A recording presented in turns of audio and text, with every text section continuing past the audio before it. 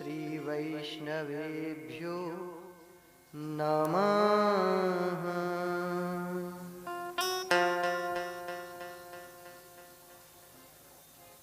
सच्चिदानंद रूपाय विश्वोत्पत्त्यादिहेतवे सच्चिदानंद रूपाय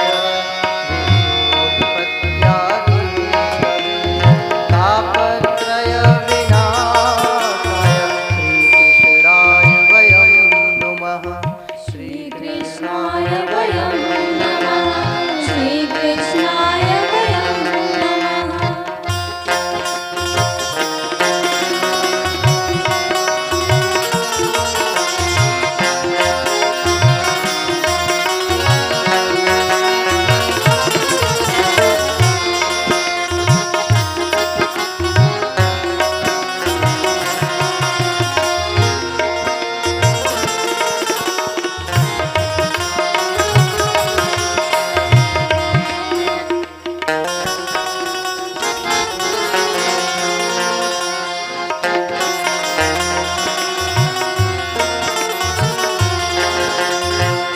राधे राधे राधे राधे राधे कही, राधे राधे राधे राधे राधे कही, राधे श्याम कहिए, राधे श्याम कहिए, राधे श्याम कहिए, राधे श्याम कहिए।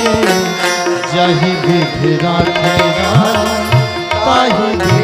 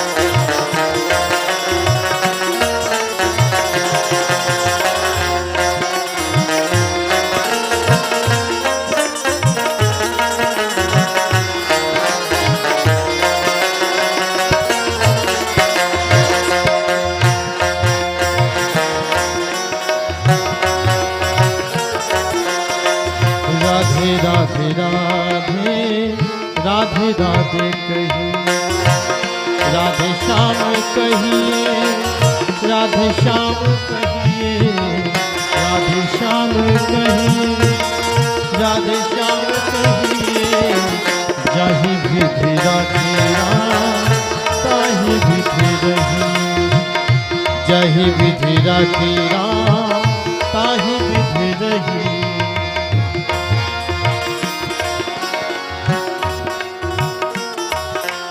वसुदेव सुतं देवं कंसचाणूरमर्दनं वसुदेव सुतं देवं कंसचाणूरमर्दनं देवकी परमानन्दं कृष्णं वन्दे जगद्गुरुं। कृष्णं वन्दे जगद्गुरुं। कृष्णं वन्दे जगद्गुरुं। कृष्णं वन्दे जगद्गुरुं। कृष्णं वन्दे जगद्गुरुं।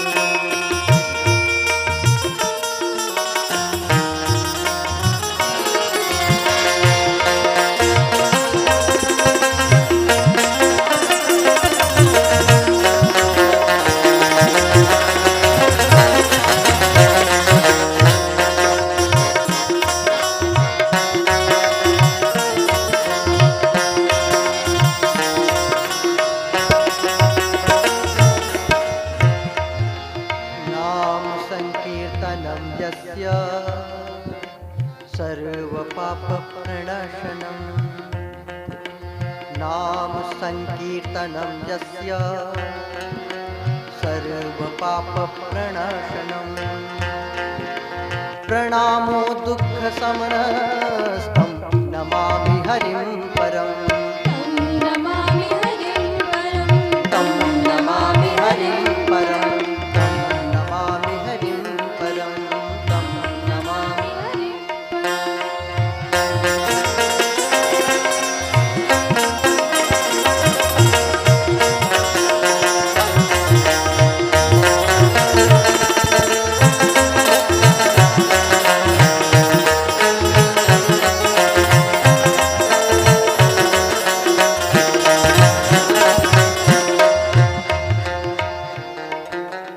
रे रे रा रे गा रे सा रे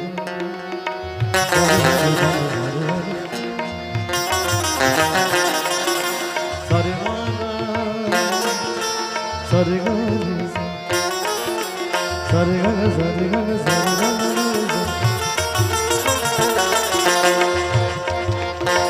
सीताराम सीताराम सीताराम कहिए सीताराम सीताराम सीताराम कहिए जाहि विधि राखे राम ताहि विधि रहिए जाहि विधि राखे राम ताहि विधि रहिए सीताराम सीताराम सीताराम कहिए।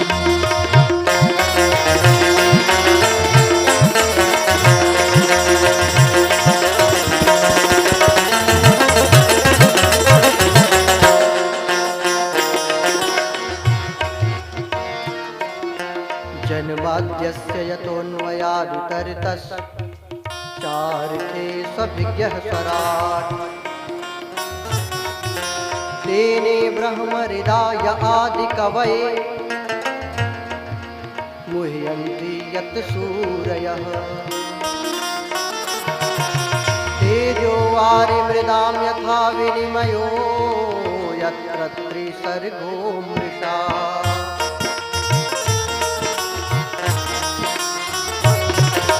धाम्ना स्वेन सदा निरस्तकुहकम्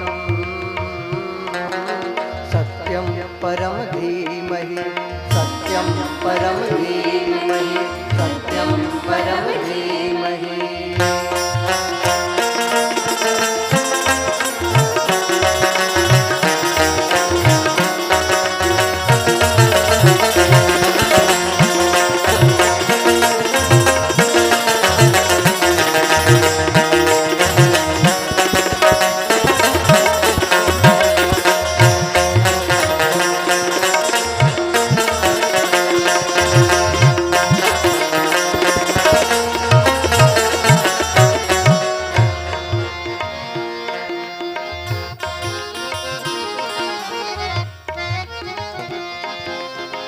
सीताराम सीताराम सीताराम कहिए जाहि विधि राखे राम ताहि विधि रहिए सीताराम सीताराम सीताराम कहिए जाहि विधि राखे राम ताहि विधि रहिए सीताराम सीताराम सीताराम कहिए सीताराम सीताराम सीताराम कहिए सीताराम सीताराम सीताराम कहिए।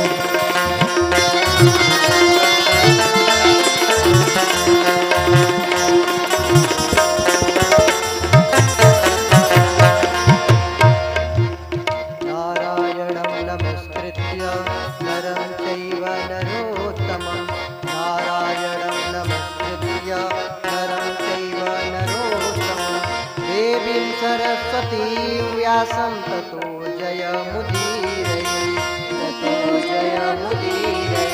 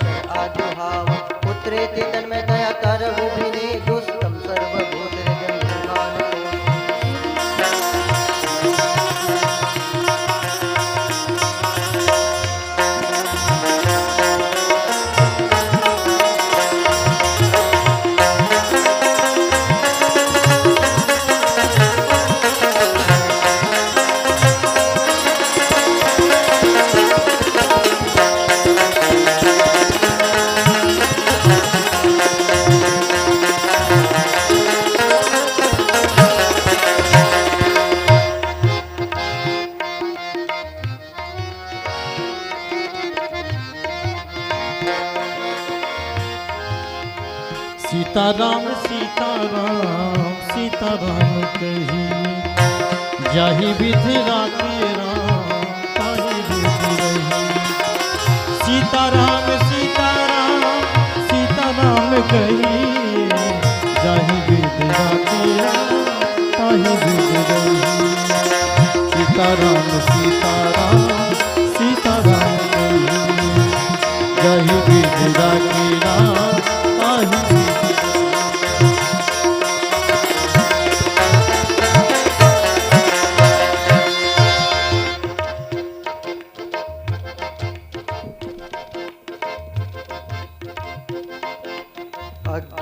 अज्ञानतिमिरान्धस्य ज्ञानाञ्जनशलाकया अज्ञानतिमिरान्धस्य ज्ञानाञ्जनशलाकया चक्षुरुन्मीलितं येन तस्मै श्रीगुरवे नमः। तस्मै श्रीगुरुवे नमः। तस्मै श्रीगुरुवे नमः।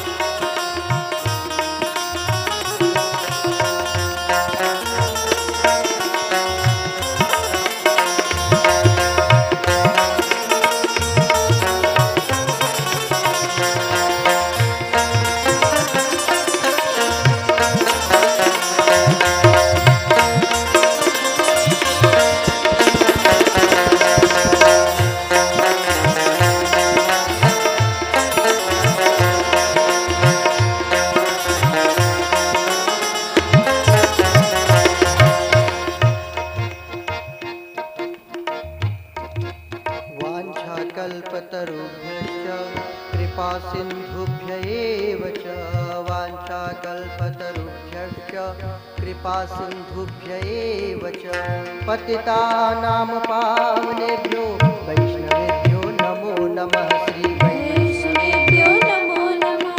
वैष्णवेभ्यो नमो नमः।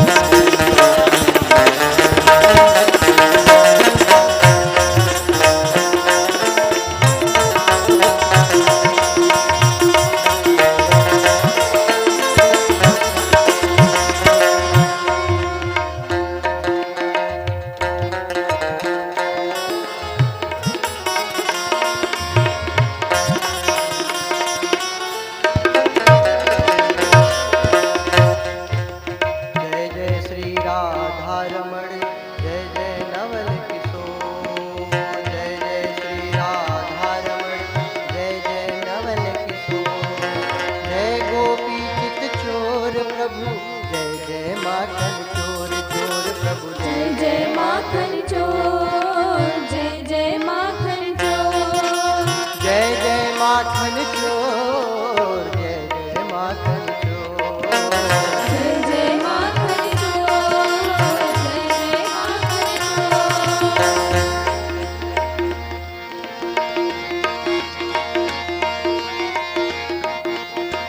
सीताराम सीताराम सीताराम कहिए, जाहि विधि राखे ताहि विधि रही। सीताराम सीताराम सीताराम कहिए, जाहि विधि राखे ताहि विधि रही।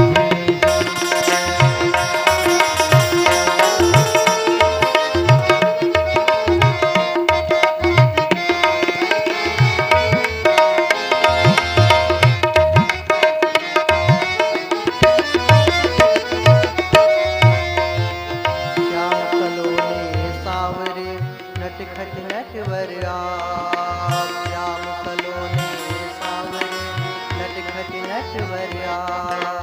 मायापति करुणा निधे, हरहु विषम भवताप, हरौ विषम भवताप, हरौ विषम भवताप।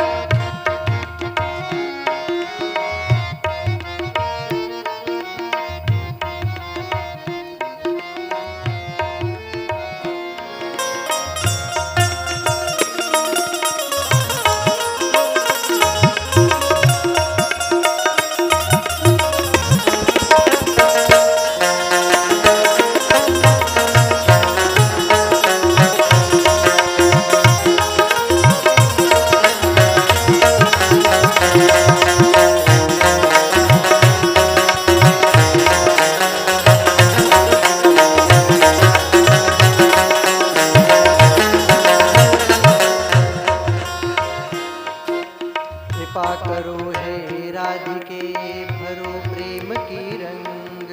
कृपा करो हे राधिके भरो प्रेम की रंग। एक बार मोहि दरस दे श्री मनमोहन के संग संग संग मनमोहन के संग संग संग मनमोहन के संग संग मनमोहन के संग संग संग मनमोहन के संग संग संग मनमोहन के संग मनमोहन के संग संग संग मनमोहन के संग संग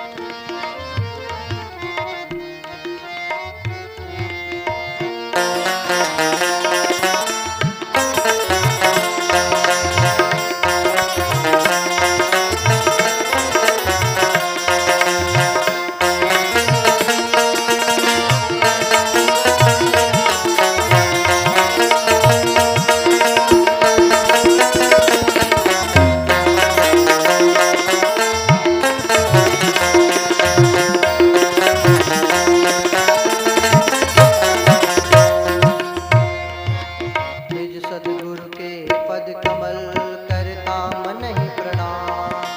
निज सद्गुरु के पद कमल करता मन ही प्रणाम। मैं सेवक हूँ बावरा नाम दास श्रीकांत नाम दास श्रीकांत। रामदास श्रीकांत मैं सेवक हूँ बावरा मैं सेवक हूँ बावरा नाम दास श्रीकांत नाम दास श्रीकांत नाम दास श्रीकांत नाम दास श्रीकांत नाम दास श्रीकांत नाम दास श्रीकांत नाम दास श्रीकांत।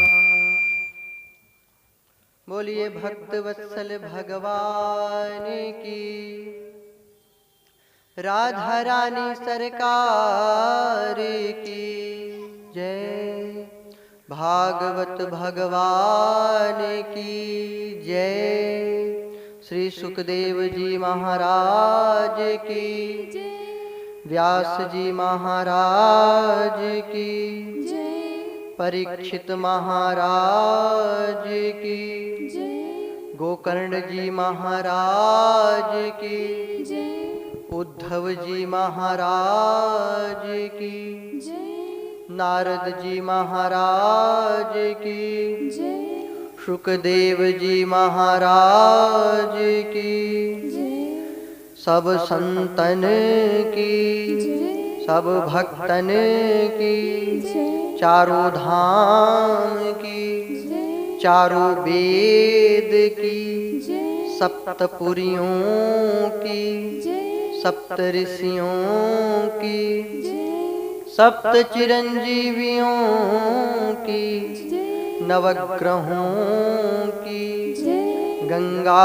मैया की जमुना मैया की सरस्वती माता की प्रयागराज की गौ माता की धरती माता की तुलसी माता की चित्रकूट धाम की कामताना स्वामी की मंदाकिनी माता की भरत जी महाराज की श्री संप्रदाय की 52 द्वारे की दिगंबर अखाड़े की 24 अवतार की जगत गुरु श्री रामानंदाचार्य भगवान की श्री सद्गुरुदेव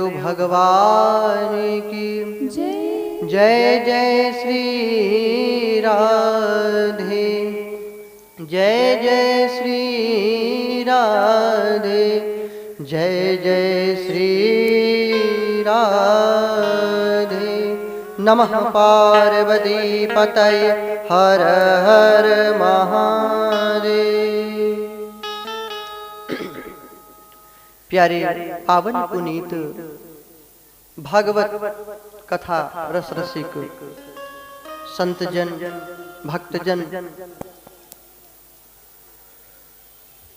श्रद्धा एवं ममतामयी माताएं, महासती अनुसूया, द्रौपदी, सत्यवती, सावित्री इत्यादि आदर्श नारियों के पद चिन्हों पर चलने वाली बहनें एवं ध्रुव तथा प्रहलाद जैसे बच्चे,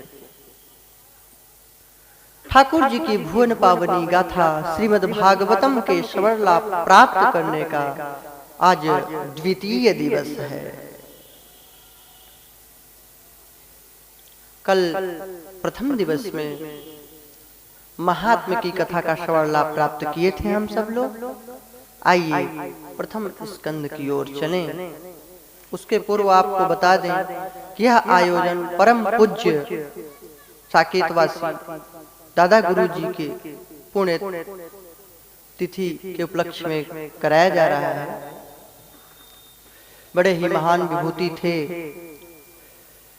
पांच भौतिक शरीर तो पंच तत्वों में मिल गया, लेकिन उनकी दिव्य आत्मा हम सब लोगों का, सब शिष्यों का, भक्तों का अवश्य मार्गदर्शन करती रहेगी। बोलिए पूज्य सद्गुरुदेव भगवान की जय। तो प्रथम स्कंद में चलें, प्रवेश करें। इसके पहले अध्याय के पहले श्लोक में व्यास भगवान ने बड़ी सुंदर बात कही, सत्यम परम धीमहि। सत्य का ध्यान करना चाहिए ऐसा भी लिख सकते थे, लेकिन उन्होंने क्या कहा, सत्यम परम धीमहि, परम सत्य का ध्यान करना चाहिए, परम सत्य का। तो परम सत्य क्या है, कौन है, क्या करता है? जन्माद्यस्य यतोऽन्वयादितरतश्चार्थे स्वभिज्ञः स्वराट् तेने ब्रह्म हृदय आदि कवये मुह्यन्ति यत् सूरयः तेजो वारिं मृदां यथा विनिमयो यत्र सर्गो मृषा धाम्ना स्वेन सदा निरस्तकुहकं सत्यम परम धीमहि। परम सत्य का तो ध्यान करने की बात कही है, लेकिन निरस्तकुहकम, छल कपट रहित हो जाओगे तब परम सत्य का ध्यान कर पाओगे।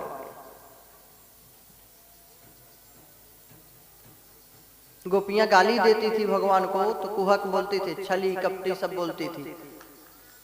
छल कपट बोलते हैं कुहक को। तो निरस्त कुहक, छल कपट रहित हो जाइए, तब आप परम सत्य का ध्यान कर पाएंगे। अन्यथा परम सत्य का ध्यान नहीं कर सकते, झूठ है। हाँ, सोचिए कि हम तो बहुत बड़े भक्त हैं और छल कपट है। छल कपट क्या है? छल कपट ऐसे समझिए कि आप कह तो रहे हैं कि हम भगवान के प्रेमी हैं, भगवान के दास हैं, लेकिन आप संसार से आशा करते हैं, संसार से आशा करते हैं। रामदास कहाई नर आशा, करई तो कहू कहां विश्वासा। भगवान का दास कहा करके अन्य लोगों से अगर आस करते हैं तो कहां विश्वास रह गया। आशा एक राम जी से दूजी आशा छोड़ दे, नाता एक राम जी से दूजी नाता तोड़ दे। तो छल कपट रहित होने की बात कही गई है। निर्मल मन जना सो मोहि पावा, निर्मल मन जन सो मोहि पावा। मोहि कपट छल छिद्र न भावा,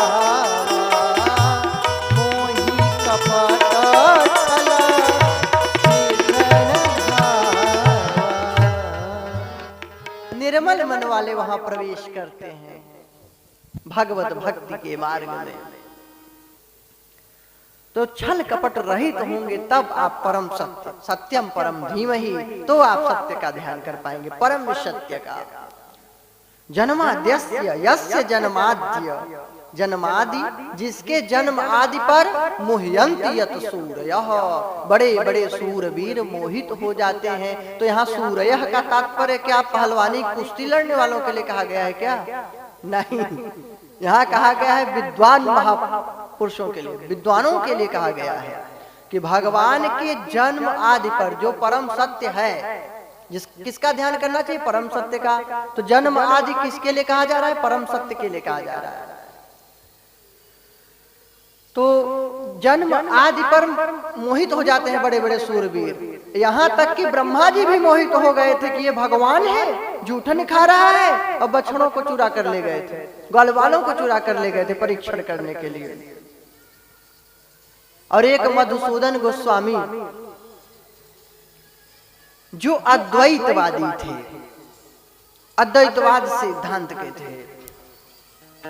हमें एक आश्चर्य की बात बताऊं,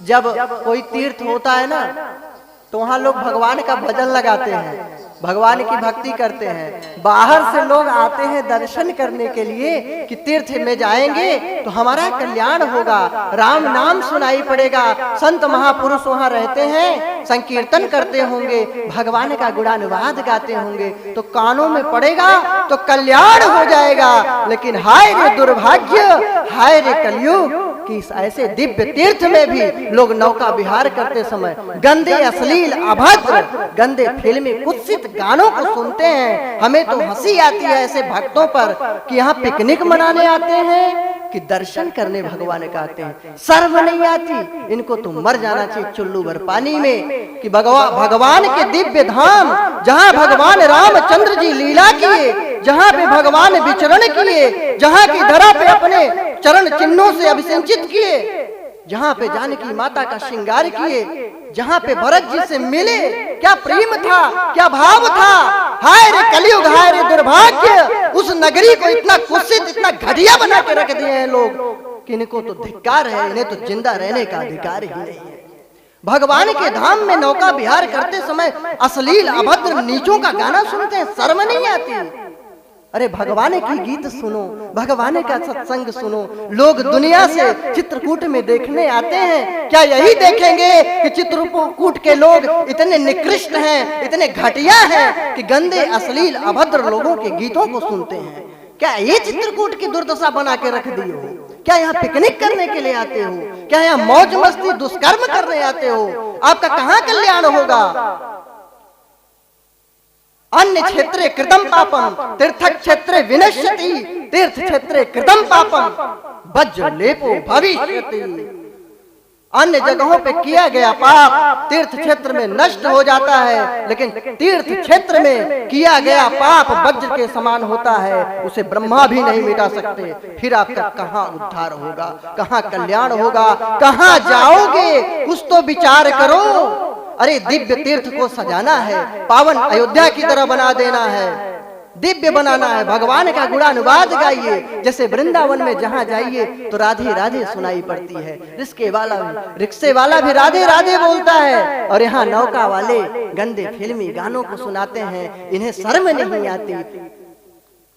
क्या यही शिक्षा देते हैं आप कि चित्रकूट में अश्लीलता है, अभद्रता है, भक्तों यहाँ मत आओ, यहाँ नीच लोग बस गए हैं? क्या यही शिक्षा देने के लिए आप लोग धरती पे जन्म लिए हैं? आपको तो भगवान का नाम लेना चाहिए, भगवान की भक्ति करनी चाहिए। जो लोग आए तो आप राम राम बोलिए, सीता राम बोलिए। अरे आपको रोजी रोटी भगवान राम की वजह से मिल रहा है, भगवान के नाम के कारण इस तरह पे लोग यात्री लोग आते हैं। आपको शर्म नहीं आती? कोई यात्री बोले भी तो नहीं लगाना चाहिए, भगवान का नाम लगाओ। जिससे आप खाते हैं भगवान के नाम से, उसकी इतनी बड़ी अपमान, उसके नाम की इतनी बड़ी बेइज्जती कर रहे हो, धज्जियां उड़ा के रख दिए हो धर्म की कि गंदे कुत्सित। आपको तो कभी जिंदगी में ऐसे गाने को लगाना ही नहीं चाहिए, जिंदा रहना ही नहीं चाहिए। केवल भगवान नाम। भगवान का नाम सुनाई पड़े। चित्रकूट में कोई संत महापुरुष जिधर गली से निकले तो उधर भगवान नाम सुनाई पड़े। ये संतों की भूमि है महाराज, महापुरुषों की भूमि। संतों की भूमि थी, ऐसी बात सत्य नहीं है। संतों की भूमि थी, संतों की भूमि है, संतों की भूमि ही रहेगी। यहाँ भद्रता नहीं चलेगा, अश्लीलता नहीं चलेगी, यहाँ राम नाम बोलना ही पड़ेगा, नहीं कल्याण नहीं होगा, कल्याण नहीं होगा। ऐसा न हो कि संत महापुरुषों को यह स्थान छोड़ना पड़े आप लोगों की कुत्सित अश्लीलता भद्रता से। इन्हीं संतों के कारण आपकी जीविका है, इन्हीं संत महापुरुषों के कारण यात्री भक्त सब लोग आते हैं। उन्हीं संतों का अपमान मत करिए, भगवान की कथा का अपमान मत करिए। आप लोग भगवान के भक्त हैं, भगवान नाम चलाइए। बाहर से विदेशी भी अगर आए तो चित्रकूट की धरा पे प्रवेश करें कि सीताराम सीताराम का नाम कानों में जाए और पूरे विश्व में सीताराम गूंजे। और यहाँ तो चित्रकूट में भैया गंदे गानों को लगा लेते हैं, तो ऐसा नहीं करें।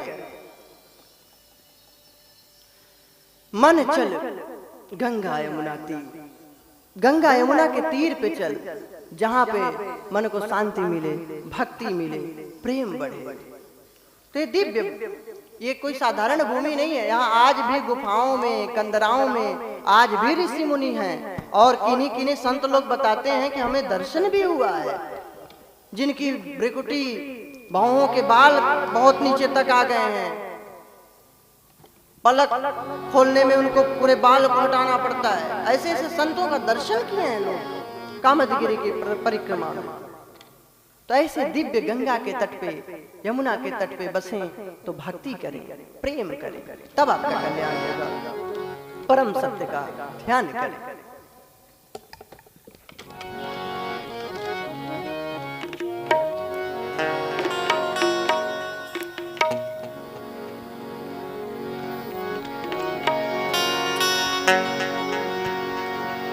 चलो मन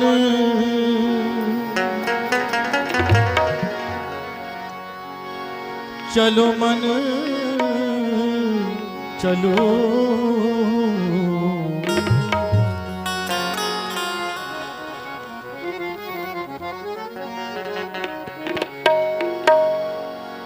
चलो मन गंगा जमुना तीर, चलो मन गंगा जमुना तीर, चलो गंगा जमुना तीर।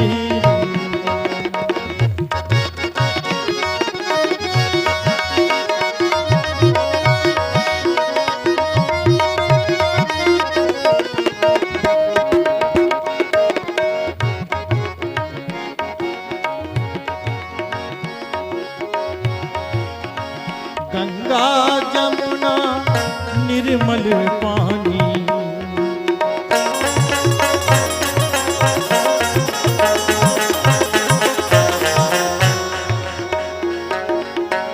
गंगा जमुना निर्मल पानी, शीतल होत शरीर, चलो शीतल होत शरीर, चलो गंगा जमुना तीर, चलो गंगा जमुना तीर।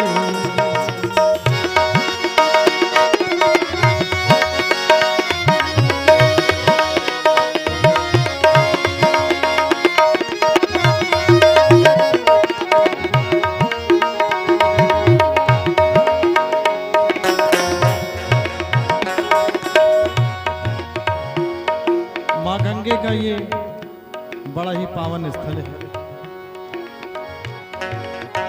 बंसी बजावत गावत कान्हा,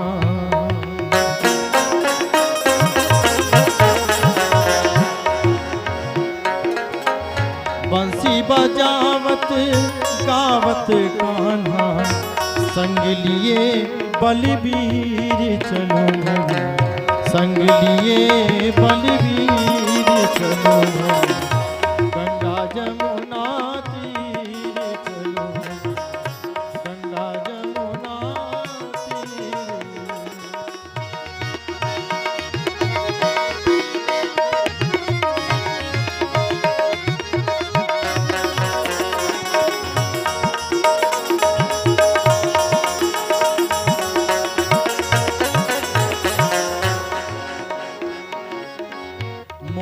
मुकुटि पीतांबर सोही,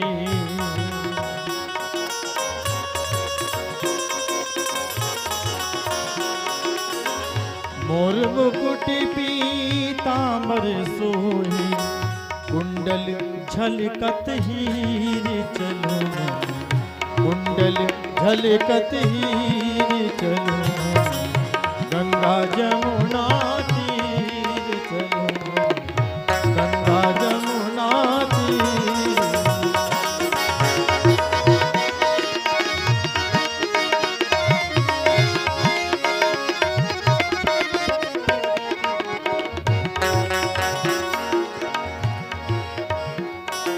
बहुत ही सुंदर पंक्तियां हैं।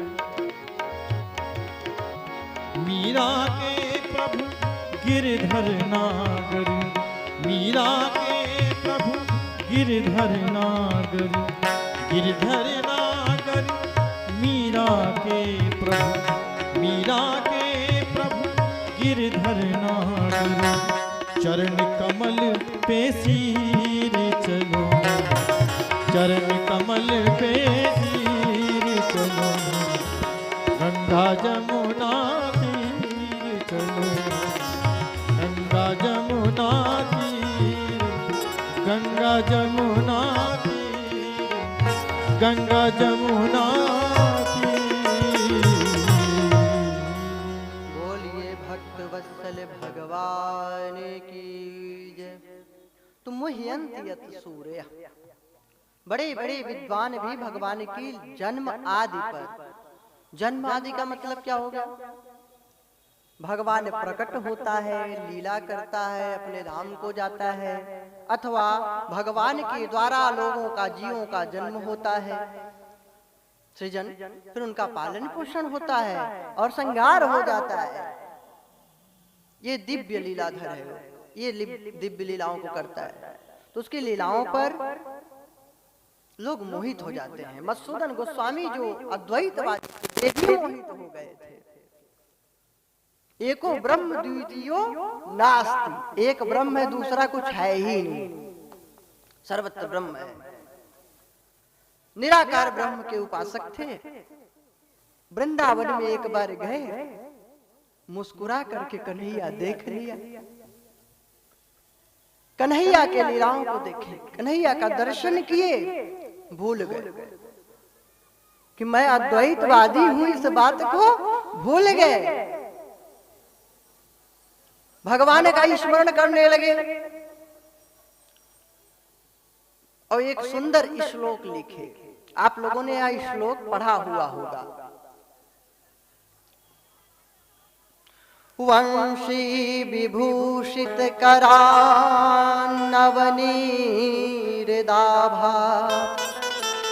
पीतांबरा धरुण बिंब फलाधरोष्ठा,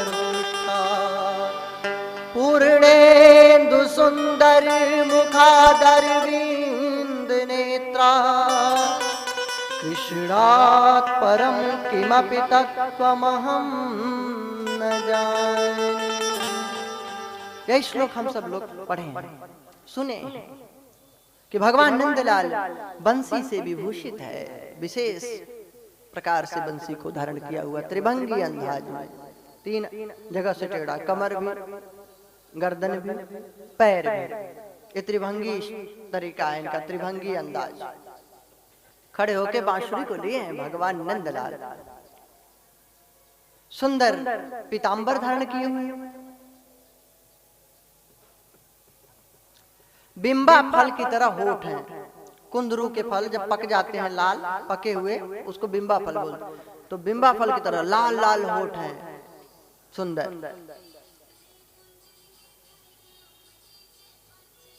पूर्णेन्दु सुंदर मुखादर विंद नेत्रा, पूर्णिमा के चंद्रमा की तरह सुंदर मुख है। कृष्णात् परम किमपि तत्त्वमहं न जाने। ऐसे भगवान नारायण श्री कृष्ण के अलावा कोई तत्व है, कोई अद्वैत है, मैं उसको नहीं जानता।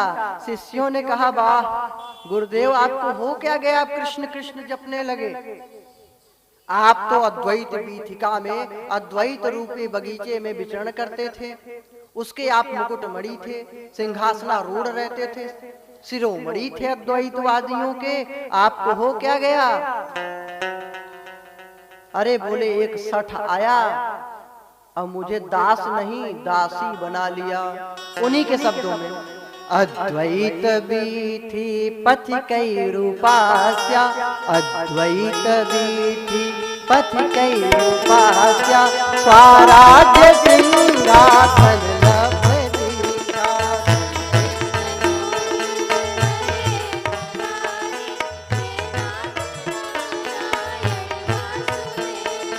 अद्वैत बीथी पथिकै रूपास्या, स्वराज्य सिंहासन लभदीया।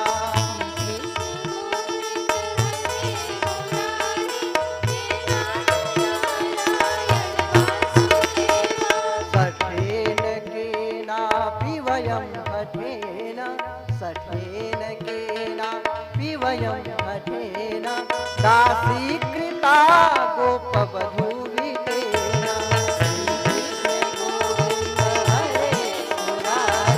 हे नाथ नारायण वासुदेव,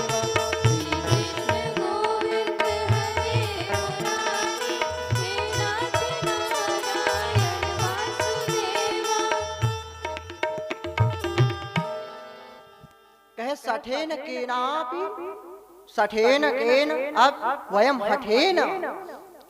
एक सठ है वृंदावन में, उसने हठ पूर्वक दास नहीं, मधुसूदन गोस्वामी बोले दासी कृता गोप वधू बिटेन। यार मित्र सखा, गोपियों का जो यार है, जो वृंदावन बिहारी लाल है, वह मुझे भी गोपी बना दिया। मीराबाई बोली थी ना कि इस वृंदावन में सब स्त्रियां, यहाँ एक ही पुरुष रहता है, वृंदावन बिहारी लाल। जब जीव गोस्वामी बोले कि हमें स्त्रियों से नहीं मिलना है, तब मीराबाई ने सुंदर बात कही थी कि यहाँ एक ही वृंदावन बिहारी लाल रहता है, आज दूसरा पुरुष कौन आ गया उसको देखना ही है, हमको उसका दर्शन करना है। तो जीव गोस्वामी बड़े प्रसन्न होकर के मिले कि क्या ऊंची बात कह रही है। जीव रूप से, आत्मा रूप से तो सब परमात्मा की स्त्री ही हैं, एकमात्र वही परम पुरुष नारायण है। तो गोपी भाव आ गया इनके अंदर।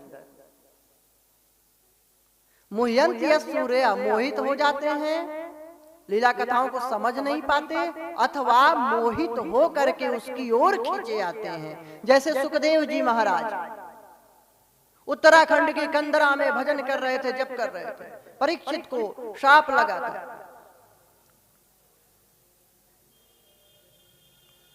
तब भी नहीं आ रहे थे, तो नारद जी समझा करके लाए थे कि आपको लीला कथा का प्रचार करना है। तो भगवान की लीला कथा से आकर्षित होकर खींचे चले आए। और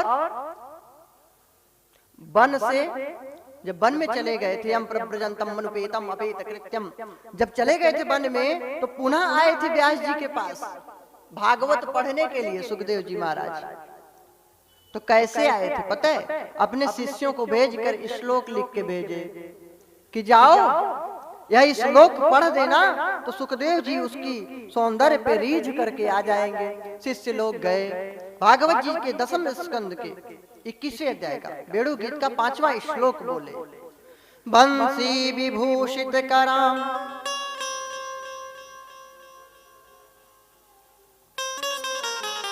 जैसे बंसी विभूषित है, जैसे मधुसूदन गोस्वामी ने सुंदर वर्णन किया है, वही चीज लगभग है इसमें भी।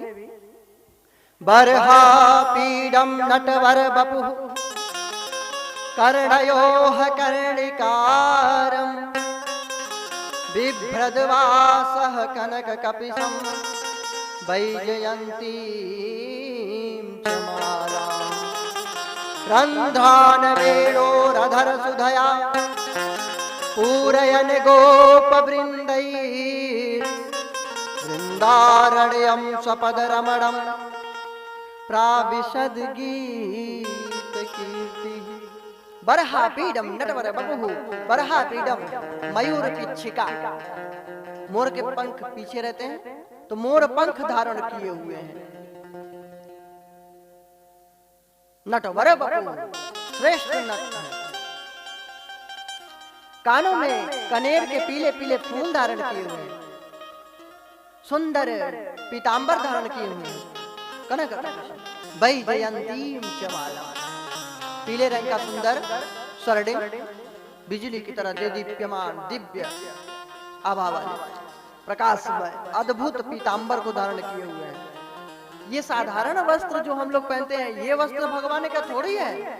हम लोग जो तिलक लगाते हैं, ये थोड़ी भगवान का तिलक है। दिव्य माल्याम्बरधरम दिव्य गंधानुलेपनम, वो जो माला पहनते हैं वो कभी मुरझुराती थोड़ी है, उनका तिलक कभी मिटता थोड़ी है। हाँ, वो माला छोटी भी हो जाएगी, बड़ी भी हो जाएगी, अद्भुत है उनका सब कुछ।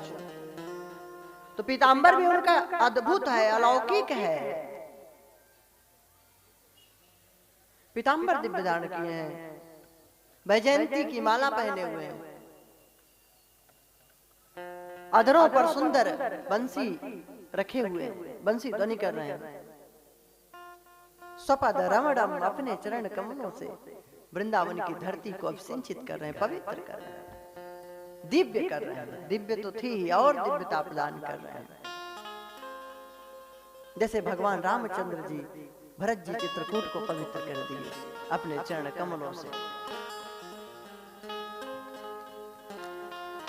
पूरयन गोप वृंदैः, ग्वाल बालों से घिरे हुए भगवान चल रहे हैं। वृंदारण्यम सपदरम प्राविशद गीत कीर्ति, ग्वाल बाल उनके गुणों का गान करते हुए चल रहे हैं। जब यह श्लोक सुनाया, सुखदेव जी सोचे जो इतना सुंदर है तो जरूरी नहीं है कि बहुत ही अच्छा हो, महान हो, कोई जरूरी नहीं है। क्या सुंदर होना अच्छे होने की निशानी है क्या? कोई जरूरी है? नहीं जरूरी। सुखदेव जी ध्यान नहीं दिए, फिर अपने समाधि में लिए। शिष्य लोग आए, गुरुदेव, सुखदेव जी महाराज के ऊपर कोई प्रभाव नहीं पड़ा। दूसरा श्लोक लिख के दिए, कहे इसको ले जाके सुनाना, जरूर सुखदेव जी चले आएंगे भागवत पढ़ने के लिए। बड़ा ही सुंदर श्लोक, भागवत जी के तृतीय स्कंद का दूसरे अध्याय का 23वां श्लोक। विदुर जी उद्धव जी से जब मिलते हैं तो सुंदर वर्णन करते हैं, वह श्लोक है। क्या सुंदर वर्णन है इस श्लोक में। अहो बकीयम स्तनकार्यकूटम जिघांसया पाययदभ्यसाधि। अहो बकीयम स्तनकार्यकूटम जिघांसया पाययदभ्यसाधि।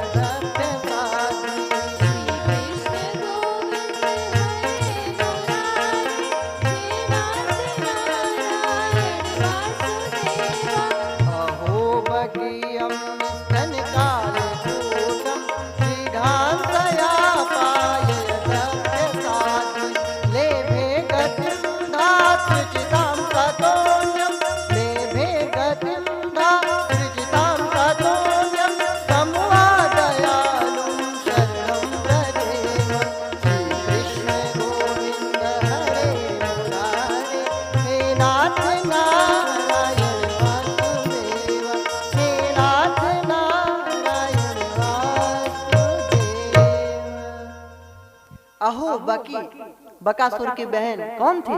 पूतना।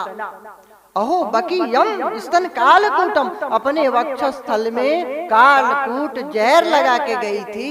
तो क्या करने के लिए? भगवान की सौंदर्य बढ़ाने के लिए, भगवान की आयु बढ़ाने के लिए, भगवान से प्रेम करने गई थी क्या? दुग्ध पान कराने गई थी क्या? न। जिघांसया, मार डालने के लिए गई थी। पाययदप्य साध्वी, यद्यपि वह असाध्वी थी, लेकिन धन्य है भगवान श्री कृष्ण, धन्य है रे कन्हैया। लेभे गतिम धात्र्युचिताम ततोन्यम कम वा दयालुम शरणम ब्रजेम। कम वा दयालु,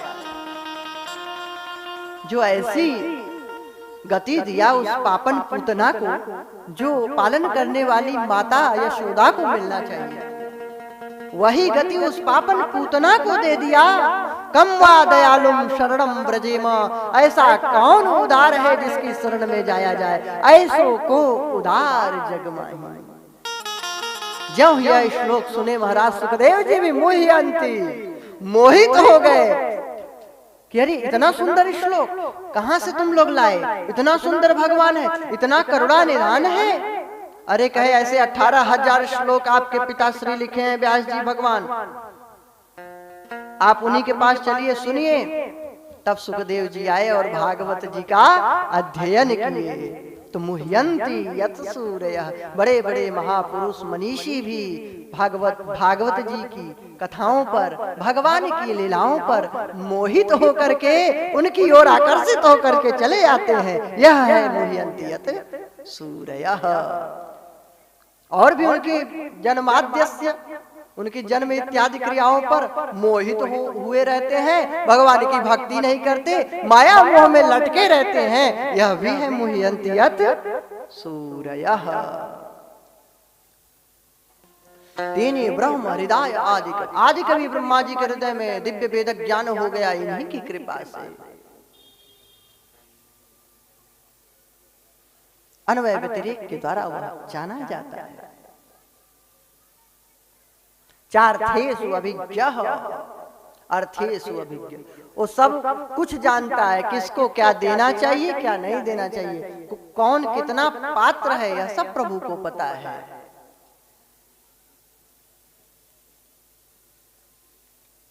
यत्र त्रिसर्गो मृषा,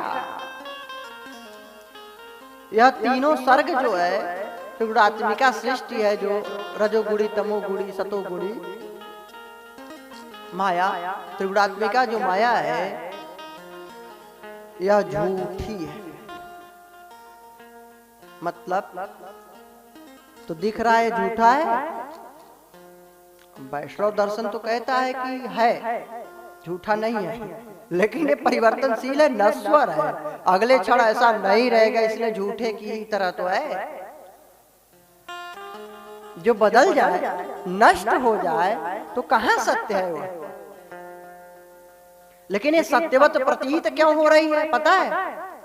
जासु सत्यता ते जड़ माया, जासु सत्यता ते जड़ माया, जासु सत्यता ते जड़ माया, जासु सत्यता ते जड़ माया, भासु सत्य शिव मोह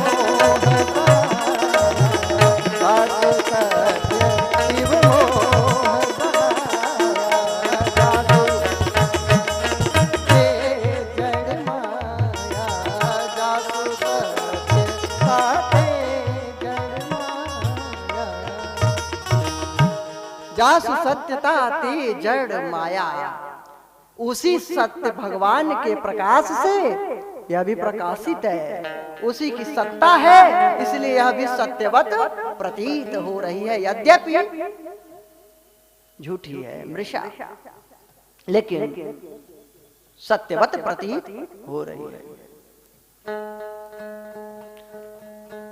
धर्म प्रोज्झित कैतवोत्र परमो निर्मशराणाम सताम, बड़ी सुंदर बात है। परम सत्य का ध्यान। अब परम सत्य है क्या भाई, जानेंगे परम सत्य है तब तो ध्यान करेंगे। भागवत जी के 10वें स्कंद में चलिए, जब देवता लोग गर्भ स्तुति किए थे, भगवान को बंदी गृह में प्रकट होना था तो स्तुति किए थे, वहां पे इसका खुलासा हुआ है। हाँ, कई कारण है सत्यम परम धीमहि लिखने का, विद्वान लोगों ने इसके बहुत अर्थ किए हैं, महापुरुषों ने, कि कोई कहता है शिव जी का ग्रंथ है, कोई कहता है दुर्गा देवी का ग्रंथ है, कोई कहता है राम जी का है, कोई कहता है उनका है इनका नहीं है, तो लिख दिए सत्यम परम धीमहि। जो भी परम सत्य है उसका ध्यान करो, विवाद मत करो। या दुर्गा जी का भी है, शिव जी का भी है, राम जी का भी है, कृष्ण जी का भी है, 24 अवतारों का है, सबका है। द्वैतवादियों का है, अद्वैतवादियों का है, विशिष्टाद्वैतवादियों का है, सबका है। सब लोगों का है। तो सत्यम परम धीमहि। लेकिन दसम स्कंद में क्या खुलासा हुआ, कौन है परम सत्य? तो देखिए क्या सुंदर वर्णन है। सत्यव्रतम, एक हो गया, गिनते जाइए। सत्यव्रतम सत्य परम त्रिसत्यम सत्यस्य योनिम निहितं च सत्ये सत्यस्य सत्यमृत सत्य नेत्रम सत्यात्मकं त्वां शरणं प्रपन्ना। 9 बार सत्य सत्य बोले हैं। किसके लिए? उसी काले कलूटे के लिए, कन्हैया के लिए। सत्य व्रतम, जिसका व्रत अर्थात संकल्प, ये नहीं कि हम फलाहार हैं व्रत हो गया। व्रत अर्थात लक्ष्य के लिए दृढ़ता, यही व्रत है।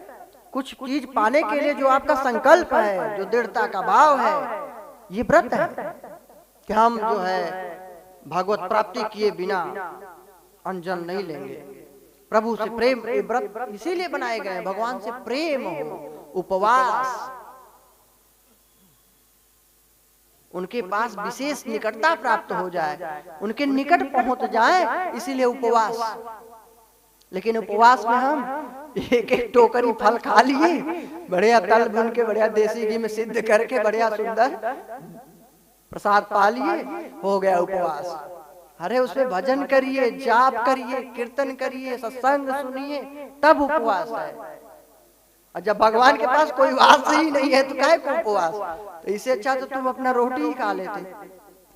तो एकादशी, रामनवमी, जन्माष्टमी, जो भी व्रत रहते हैं, शिवरात्रि इत्यादि में, तो आप भजन करिए, कीर्तन करिए, जागरण करिए, तब आपके व्रत का मतलब है, नहीं तो कोई मतलब नहीं है। श्रम एव ही केवलम। तो 9 बार सत्य किसके लिए आया? काले कलूटे सरकार के लिए। हाँ, काला कलूटा जग को लूटा। हाँ, ऐसा है ही है। तो उस कन्हैया के लिए है, ये प्रेम से बोला जा रहा है। गोपियां प्रेम से बोलते, छलिया, कपटी, चोर। भगवान नाराज नहीं होता था, शिशुपाल जो ही बोलता था, गाली दिया, गिनती गिनते हैं भगवान, 1 2 3 99 100, शिशुपाल सावधान, चक्र से गर्दन अलग। अब भक्त लोग गाली देते हैं तो भगवान नाराज नहीं होता, प्रेम से सुनता है। हाँ, और ससुराल की गाली अगर होता तो कोई बात ही नहीं। क्यों? ससुराल में तो गाली सुने ही होगे। राम जी को भी गाली मिली थी। अब राम जी की नगरी है तो कुछ राम जी की भी चर्चा होनी चाहिए। हाँ? एक बार राम जी को सखियां जब गाली दे रही थी, ससुराल की बात है, चलिए मिथिला में घुमाते हैं थोड़ा मन से। हाँ, नहीं तो किराया मत मांगना हमसे, मन से। सखियां गाली दे रही थी भगवान रामचंद्र जी को, दशरथ जी को, सबको प्रेम की गाली। हाँ, जैसे मैंने बोला ना, काला कलूटा जग को लूटा, तो लोग कहें अरे भगवान को काला कलूटा, ऐसा बोल दिया, प्रेम। तो सखियां गाली दे रही थी, लक्ष्मण जी नाराज कि लोग इतनी गाली दे रहे हैं, प्रभु आप चुपचाप सुन रहे हैं। अब भगवान मुस्कुरा देते हैं, बस चुपचाप सुनते ही हैं। इतने शील स्वभाव, संकोची, मर्यादा पुरुषोत्तम ऐसे थोड़ी कहे जाते हैं।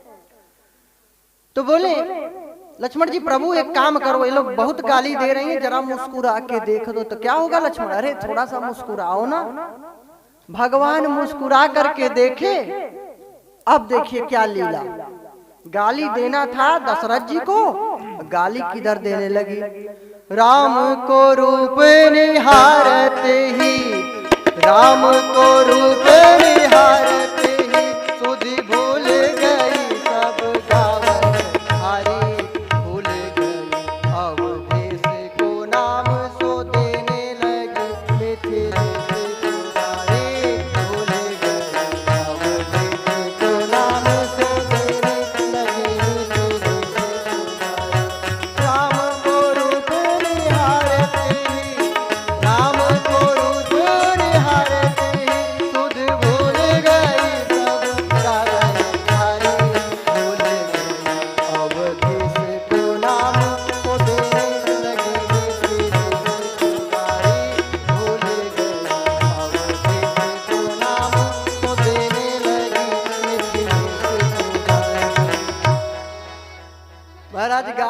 सुनाना था दशरथ जी को।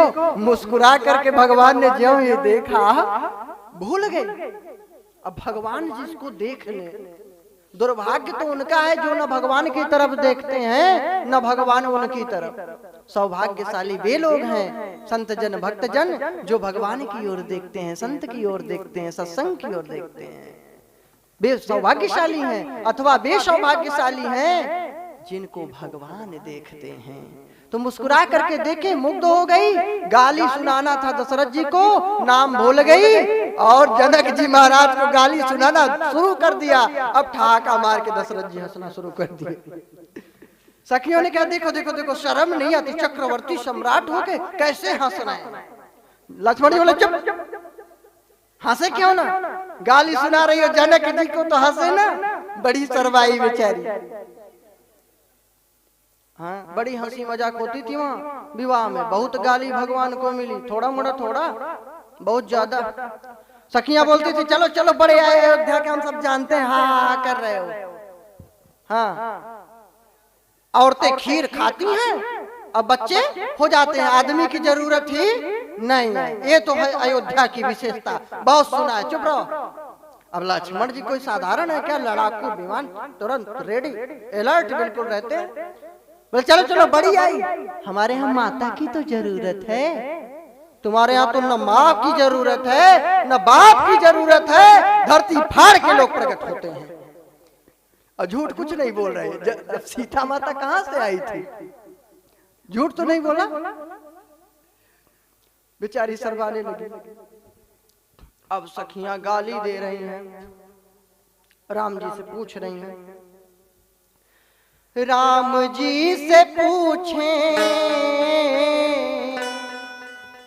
राम जी से पूछें, जनकपुर की नारी बबुआ लोगवा देत काहे गारी, बता द बबुआ लोगवा देत काहे गारी। राम जी से पूछें, राम जी से पूछें, जनकपुर की नारी, बता द बबुआ लोगवा देत काहे गारी, बता द बबुआ लोगवा देत काहे गारी। राम जी से पूछें, लखन जी से पूछें, जनकपुर की नारी, बता द बबुआ लोगवा देत काहे गारी।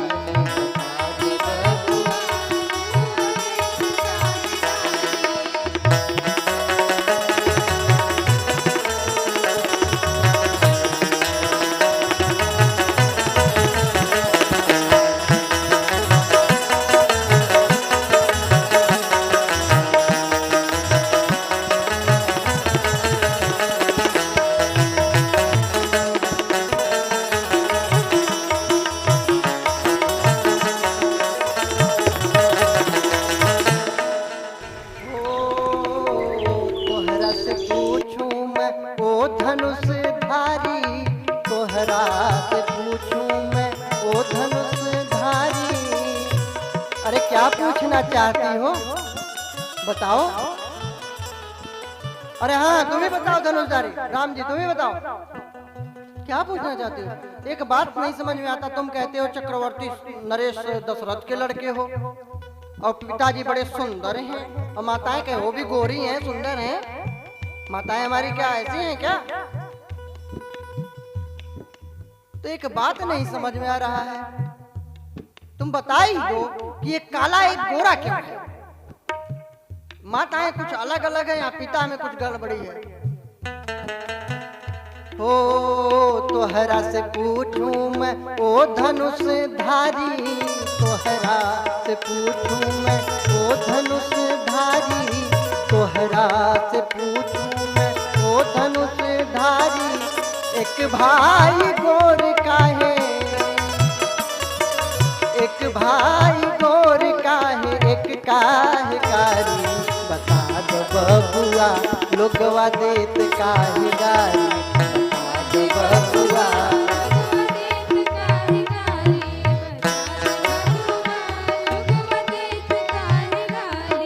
राम जी से पूछे, जी से पूछे लखन जी से पूछे जनकपुर की नारी बता दो बबुआ लोगवा देत काहे गारी बता दे बबुआ लोगवा देत काहे गारी बता दे बबुआ लोगवा देत काहे गारी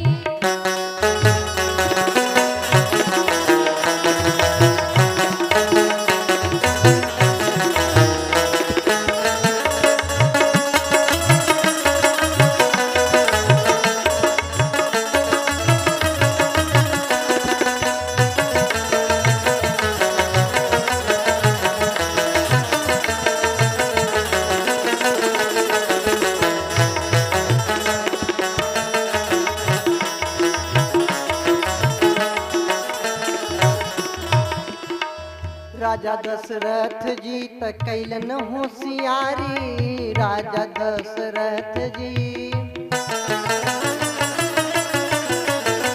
अब दशरथ जी को गाली सुना रहे सखियां बड़े आए चक्रवर्ती सम्राट बहुत चालाक हैं सब जानती हैं हम सब जानती हैं सब तो क्या जानती हो अरे कहे बहुत चालाक हैं अरे तो क्या लूट लिया तुम्हारे जनकपुर का अरे कहे जनकपुर तुम्हें मालूम नहीं है कितने चालाक हैं बच के रही हो भैया दशरथ जी बहुत चालाक हैं राजा दशरथ जी त कैलन होशियारी राजा दशरथ जी त कैलन होशियारी अरे क्या होशियारी किया अरे कहे कहा एक विवाह नहीं होता किसी के और यहाँ एक ही मर्दवा के तीन तीन गुनारी बता दो बबुआ लोगवा देत काहे गारी बता दो बबुआ लोगवा देत काहे गारी राम जी से पूछे लखन जी से पूछे हो राम जी से पूछे लखन जी से पूछे जनकपुर की नारी बबुआ लोगवा देत काहे गारी बबुआ लोगवा देत काहे गारी बता दे बबुआ लोगवा देत काहे गारी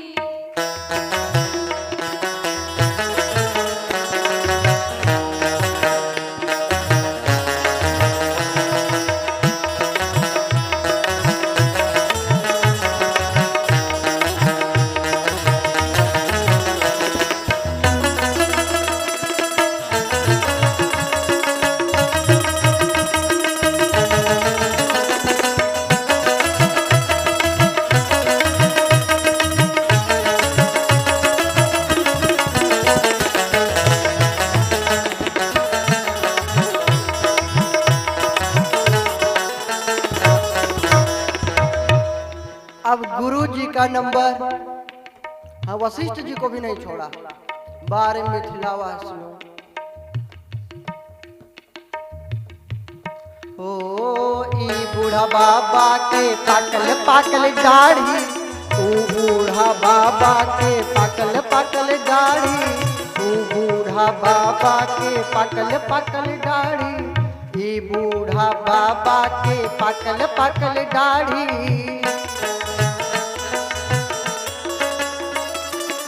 अरे कहीं के पाकल अर्थात पके हुए कहीं के देखो सफेद सफेद दाढ़ी देखो बूढ़ी माता देख रहे अरे मेरे काय को अभी तो काले हैं रहने तो कुछ दिन गुरु जी को अरे भगवान कहे माताओं अरे सखियों कम से कम गुरु जी को तो बख्श दो बेचारे वन में एकांत में रहते हैं कंदमूल फल इत्यादि खा लेते हैं अरे इनको तो जीने दो इन्हें काहे को गाली सुना रहे अरे कहो तो बारात में देख ही लिया कितना कंदमूल खाते हैं देखिए महाराज जी देख रहे हैं ध्यान से ई बूढ़ा बाबा के पकल पकल दाढ़ी ई बूढ़ा बाबा अब पाकल पाकल दाढ़ी देखना तो इधर नहीं पीछे हाँ। ई बूढ़ा बाबा के पाकल पाकल दाढ़ी ई बूढ़ा बाबा के पाकल पाकल दाढ़ी देखन में छोट लागे हो, देखन में छोट लागे खाए भर थारी। कंदमूल फल खाते हैं, ये कंदमूल फल खाते हैं, बारात में देख लिया। देखन में छोट लागे हो,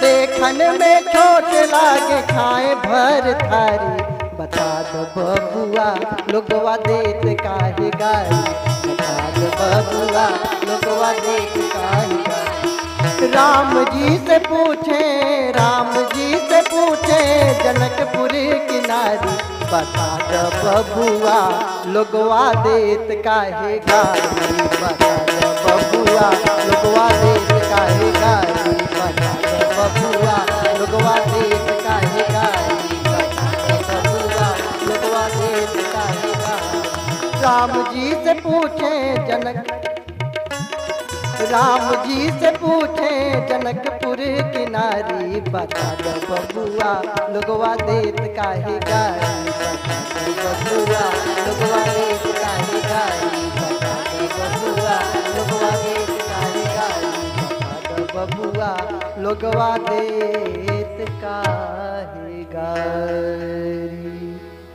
बोले भक्तवत्सल भगवान की। तो भगवान को प्यार से जो गाली भी देते हैं तो वो भी भक्ति हो जाती है। हाँ, कामक क्रोध विमान आदिकम तस्मिन् नेव करणीयम, नारद जी ने नारद भक्ति सूत्र में लिखा। काम क्रोध अभिमान लोभ मोह मद मत्सर जो भरा पड़ा है उसको भगवान के लिए कर लो तो बस वही भक्ति बन जाएगी, आपका बेड़ा पार हो जाएगा। भगवान शंकराचार्य जी के पास एक भक्त गया, बोला कि महाराज मन बड़ा चंचल है, कहीं लगता नहीं, बड़ा परेशान हूं, क्या हो? बोले यत्र यत्र मनो याति ब्रह्मणस्तद दर्शनम, जहां जहां तेरा मन जाए वहीं भगवान को बिठा, वहीं भगवान का स्वरूप का ध्यान कर, तेरा मन अपने आप शांत हो जाएगा। तो भगवान प्रेम की गाली भी सुनते हैं। तो सत्य व्रतम, भगवान का व्रत सत्य है। तो उपवास करिए तो व्रत नहीं, भक्ति करिए, प्रेम करिए भगवान से, तब वो सत्य सत्य होगा, तब आप परम सत्य से जुड़ेंगे। सत्य व्रतम सत्य परम, वही परम सत्य है। मैं बतलाया था ना, परम सत्य का ध्यान करना चाहिए। तो कौन परम सत्य है? श्री कृष्ण भगवान श्री रामचंद्र जी, यही परम सत्य है। भगवान शिव, ये सब परम सत्य हैं और ये सब तो माया है। सत्यस्य योनिम निहितम च सत्य, जो सत्य में निहित है, जो हिरण्य गर्भ कहलाते हैं। सत्यस्य मृत, जिनकी वाणी सत्य है, जो अमृत दिव्य अमरता का तत्व है, वहीं से प्रकट हुआ है।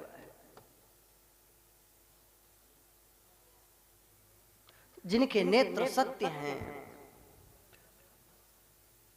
वे सत्यात्मक हैं, सर्वत्र सबके आत्मा में निहित हैं। ऐसे सत्य का ध्यान करना चाहिए। भगवान नंदलाल का, श्री रामचंद्र जी का। तो परम सत्य कौन है? भगवान। बहुत सुंदर सुंदर व्याख्याएं हैं श्लोकों की, लेकिन कथाओं को भी करना है। महाराज सुखदेव जी की वंदना की गई है। सूत जी से सौनक जी प्रश्न करते हैं। 6 प्रश्न किए हैं। कितने प्रश्न? 6। कि महाराज कलयुग में मंदाहसु मंद मतयो मंद भाग्या उपद्रुताः, मंद बुद्धि के लोग हैं कलयुग में।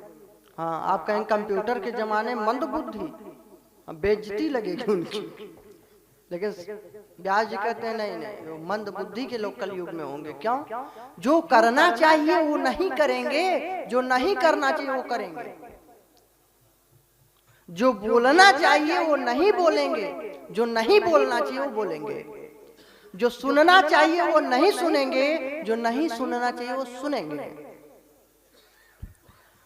अभी कोई मदारी खेल दिखाने लगे, कहीं गणिकाएं नृत्य करने लगे, अर्धनग्न चित्र प्रस्तुत करें अश्लील अभद्र कपड़े पहन करके, तो आप सत्य मानिए यहां से ज्यादा भीड़ होगी, यहां से ज्यादा भीड़ होगी। डर लागे और हंसी आवे, अजब जमाना आया रे, धन दौलत ले माल खजाना, वेश्या नाच नचाया रे।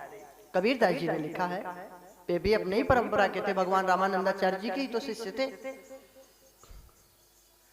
तो ऐसा जमाना आ गया कलयुग में, तो मंद बुद्धि के लोग हो रहे हैं। जो सुनना चाहिए वो नहीं सुन रहे हैं, जो नहीं सुनना चाहिए वो सुन रहे हैं, जो देखना चाहिए वो नहीं देख रहे हैं, जो नहीं देखना चाहिए वो देख रहे हैं। उल्टी चाल चलन दुनिया में, ताते ही घबराया रे, डर लागे और हंसी आवे, अजब जमाना आया रे।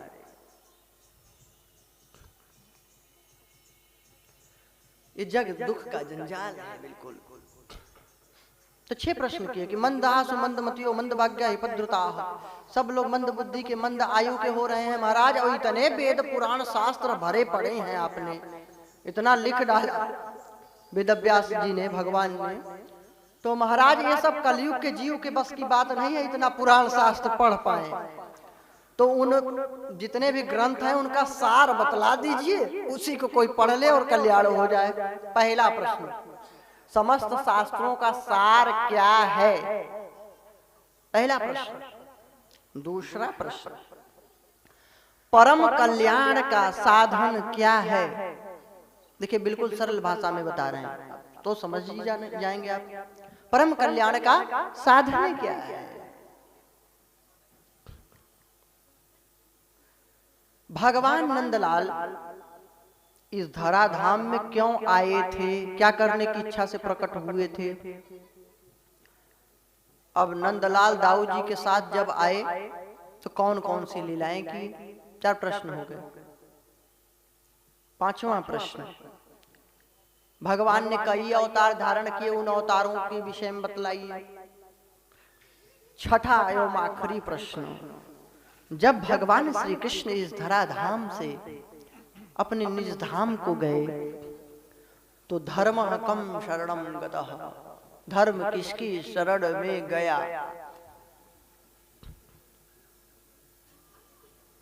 धर्म कहां पे है? जहां सत्संग होता है, जहां भगवान की कथा होती है, जहां भगवान का नाम लिया जाता है, वहीं पे धर्म उपस्थित हो जाता है, बाकी कहीं धर्म नहीं है। इस वाणी से जब भगवत चर्चा चले, जहां भी, कथा में नहीं घर में भी, हाँ, भगवान ने कहा मद वार्ता या मानी न बंधाए गृह मता। भगवान का मत है कि मेरी वार्ता चर्चा मेरी जिस घर में होती हो तो वह घर बंधन कारक नहीं है, ऐसा मेरा मत है। भागवत जी में लिखा है। अब बताओ, भगवान से बड़ा मत किसी का हो ही नहीं सकता। तो घर में है, गृहस्थ में है, जहां भी है, वन में, घर में, भवन में, सब जगह भगवान की चर्चा चले। निरर्थक अनावश्यक बातें नहीं, अश्लील अभद्र गंदे बातों को नहीं। इसीलिए संत महापुरुष लोग अपना बात भी करते रहते हैं, राम राम जपते भी रहते हैं। तो ढोंग नहीं करते हो, ऐसा मत सोचना अरे ढोंगी है, ऐसे ही आपको अपराध हो जाएगा। वो इसलिए ऐसा करते हैं कि बात करते करते भी भगवान का नाम बीच बीच में आता जाए, जिससे निरर्थक बात भी हो तो ये राम जो बोल दिया सीताराम, तो ये बात का असर हमारे ऊपर न पड़े, इसलिए वो राम राम बोलते रहते हैं। इसलिए अब ये तो कहते हैं संत जन, हमें चिंता नहीं उनकी, हमें चिंता नहीं उनकी, उन्हें चिंता हमारी है। हमें चिंता नहीं उनकी, उन्हें चिंता हमारी है। हमारे नाव के रक्षक सुदर्शन चक्रधारी हैं, हमारे नाव के रक्षक सुदर्शन चक्रधारी हैं, सुदर्शन चक्रधारी हैं। इसलिए भगवान का नाम लेते हैं। तो धर्म किसकी शरण में गया? सत्संग, कथा, भगवान के नाम उच्चारण। भागवत जी में धर्म है, भगवान स्वयं भागवत जी में हैं। इसीलिए तो लिखा है श्रीमद् भागवताख्योयम प्रत्यक्षः कृष्ण एव ही। स्वयं भगवान श्री कृष्ण ही भागवत जी के रूप में विराजमान है। बस यहीं से कथा का प्रारंभ शुरू हो रहा है। सूत जी को अपने गुरुदेव की याद आ गई। सूत जी को सुखदेव जी महाराज की याद आ गई, स्तुति करने लगे। यम प्रव्रजंत मनुपेतमपेत कृत्यम दैपायनो विरह कातर आजुहाव पुत्रेति तन्मय तया तरवोभिनेदुस् तम सर्वभूत हृदयम मुनिमानतोस्मि। यह स्वानुभाव मखिल श्रुति सारमेक मध्यात्म दीप मतिति तीर्षताम तमोन्धम संसारिणाम करुणयाः पुराण गुह्यम तम व्यास सूनुमुपयामि गुरुम मुनीनाम। मुनियों के भी गुरु हैं सुखदेव जी। हाँ, हम सभी लोगों के गुरु हैं भाई। भागवत जी में ऐसी ऐसी सब बातें लिखी हैं ज्ञानवर्धक, जो उसके मार्ग पे चलेगा कल्याण होगा। नवधा भक्ति, नव योगेश्वरों का प्रसंग, 24 दत्तात्रेय जी भगवान के 24 गुरुओं का प्रसंग, ऐसे ऐसे आध्यात्मिक बात है। कपिलोपाख्यान, ये सब गुरु ही तो है। तो सुखदेव जी ने इसका प्रसंग सबको सुनाया परीक्षित को माध्यम बना करके, तो गुरु हुए कि नहीं हुए? जो ज्ञान दे वही तो गुरु। गु शब्दस्तम तंधकारोस्ति, रु शब्दस्तम निरोधकः, अंधकारः निरोधित्वात् गुरुरित्य विधीयते। बंदहु गुरुपद पदुम परागा सुरुचि सुवास सरस अनुरागा अमीय मोरी में चूरन चारु समन सकल भवरुज परिवार। गुरु प्रकाश में सूर्य के सदृश। तो गुरुदेव का ध्यान किए कि जो अपने अनुभव रूप से यह स्वानुभाव मखिल समस्त शास्त्रों का सार प्रकट किया। तो समस्त शास्त्रों का सार कैसा है भागवत जी? अध्यात्म दीप। अध्यात्म दीप है। जैसे अंधकार में कोई भटक रहा हो तो ज्योति जला दो, प्रकाश कर दो, तो आराम से रास्ते पर चला जाता है। उसी प्रकार अज्ञान रूपी अंधकार से जो भटक रहे हैं जीव, उनके लिए ये भागवत रूपी दीपक को जलाया है सुखदेव जी ने। इसलिए गुरुम मुनीना। तमोंधम, अंधकार रूपी जो अंधकार छाया हुआ है अज्ञानता का, इसको दूर करने के लिए हम लोगों पर करुणयाः पुराण गुह्यम। यह पुराण गुह्य बहुत ही गूढ़ है। विद्यावताम भागवते परीक्षा। बड़े बड़े विद्वानों का भी परीक्षण भागवत में हो जाता है, क्योंकि बहुत ही गूढ़ विषय है। हम लोग साधारण प्राणी हैं। ये तो महाराज परम हंसों की संहिता है। हंस नहीं, परम हंसों की। रट्टू तोता रट लेना, बोल देना बहुत सरल काम है। ऐसा मैं नहीं कहा हूं, गोस्वामी जी स्वयं कहे हैं। क्या? पर उपदेश कुशल बहुते,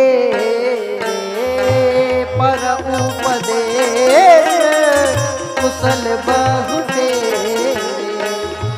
जे आचरो ही ते नर न घने, जे आचरो ही ते नर न घने। दूसरे को उपदेश देने वाले बहुत हैं, एक नहीं। हम भी उपदेश दे रहे हैं, बहुत लोग दे रहे हैं, एक नहीं बहुत हैं। गोस्वामी जी कहते हैं, लेकिन जे आचरण ते नर घनेरे, जो आचरण करे ऐसे लोग बहुत कम हैं। इसीलिए कहा गया आचरति आचार्यति वा आचार्यः। जो आचरण करे और आचरण कराए शिष्यों से, वह गुरु होता है। ऐसा नहीं कि हम दूसरे को उपदेश दे रहे हैं, खुद उसका पालन नहीं करना है, गलत है। तो यहाँ मतलब परीक्षा का मतलब ये नहीं समझ लेना कि व्याकरणाचार्य हो गए, विद्वान हो गए तो भी परीक्षण हम बता नहीं पा रहे हैं। अर्थ बताने वाले बहुत मिल जाएंगे, लेकिन इसके अर्थ को समझ करके इस मार्ग पे चलने वाले आपको बहुत कम मिलेंगे, बहुत कम मिलेंगे, क्योंकि बहुत गूढ़ विषय है। पुराण गुह्यम, ऐसा गोपनीय पुराण प्रकट कर दिया। ऐसे गुरुदेव को प्रणाम करते हैं। बोले सुखदेव भगवान की जय। दिव्य 24 अवतारों के विषय में चर्चा की कि कैसे भगवान नारायण आदि पुरुष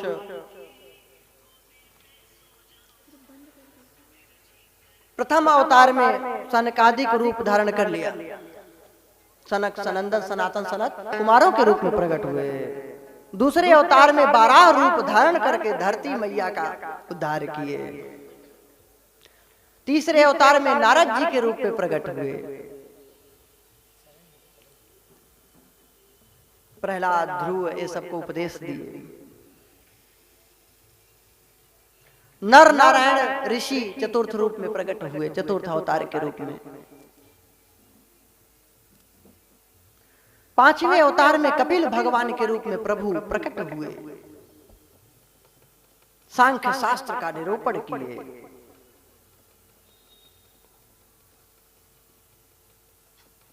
दत्तात्रेय भगवान छठे अवतार के रूप में प्रकट हुए।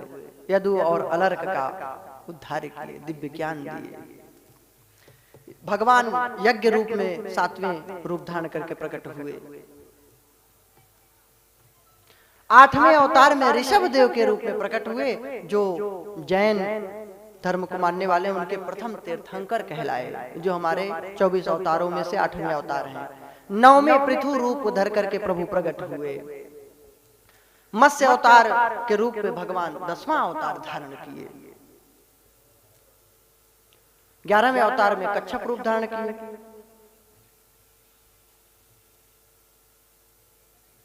जो समुद्र मंथन में मदराचल पर्वत को अपने पीठ पे रखे।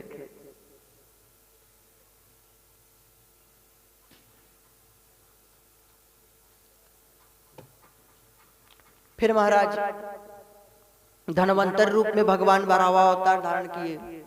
13वां मोहिनी रूप में भगवान प्रकट हुए। 14वें अवतार में महाराज नरसिंह रूप से प्रकट हुए। भगवान हिरण्यकशिपु का उद्धार किए। 15वें अवतार में वामन रूप धारण करके पूरी धरती को, त्रैलोक्य को नाप लिए। बलि पर कृपा की। 16वें अवतार में परशुराम जी के रूप में प्रकट हुए और दुष्ट राजाओं का संहार किए, अधर्मी लोगों का 21 बार। 17वें अवतार में भगवान वेदव्यास जी के रूप में प्रकट हुए, वेदों का विभाजन किए, 18 पुराणों की रचना की है। 18वें अवतार में भगवान रामचंद्र जी धराधाम में प्रकट हुए, आतताई रावण का उद्धार किए, भक्तों पर कृपा किए।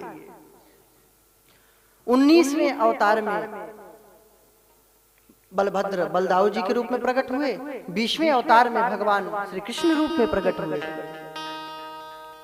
21वें अवतार में हंस रूप प्रकट किए, भगवान दिव्य सनकादिकों को ज्ञान दिए। 22वें हयग्रीव के रूप में अवतार धारण किए, और हयग्रीव नामक एक असुर था, वो वेदों को चुरा ले गया था, वेदों को लाए हैं उससे छुड़ाकर उसका संहार किए, उद्धार किए। 23वें बुद्ध जी प्रकट होंगे ऐसा लिखा है भागवत जी में, लेकिन बुद्ध जी तो प्रकट हो चुके। इसका मतलब बुद्ध जी के अवतार काल से पहले का ग्रंथ है भागवत।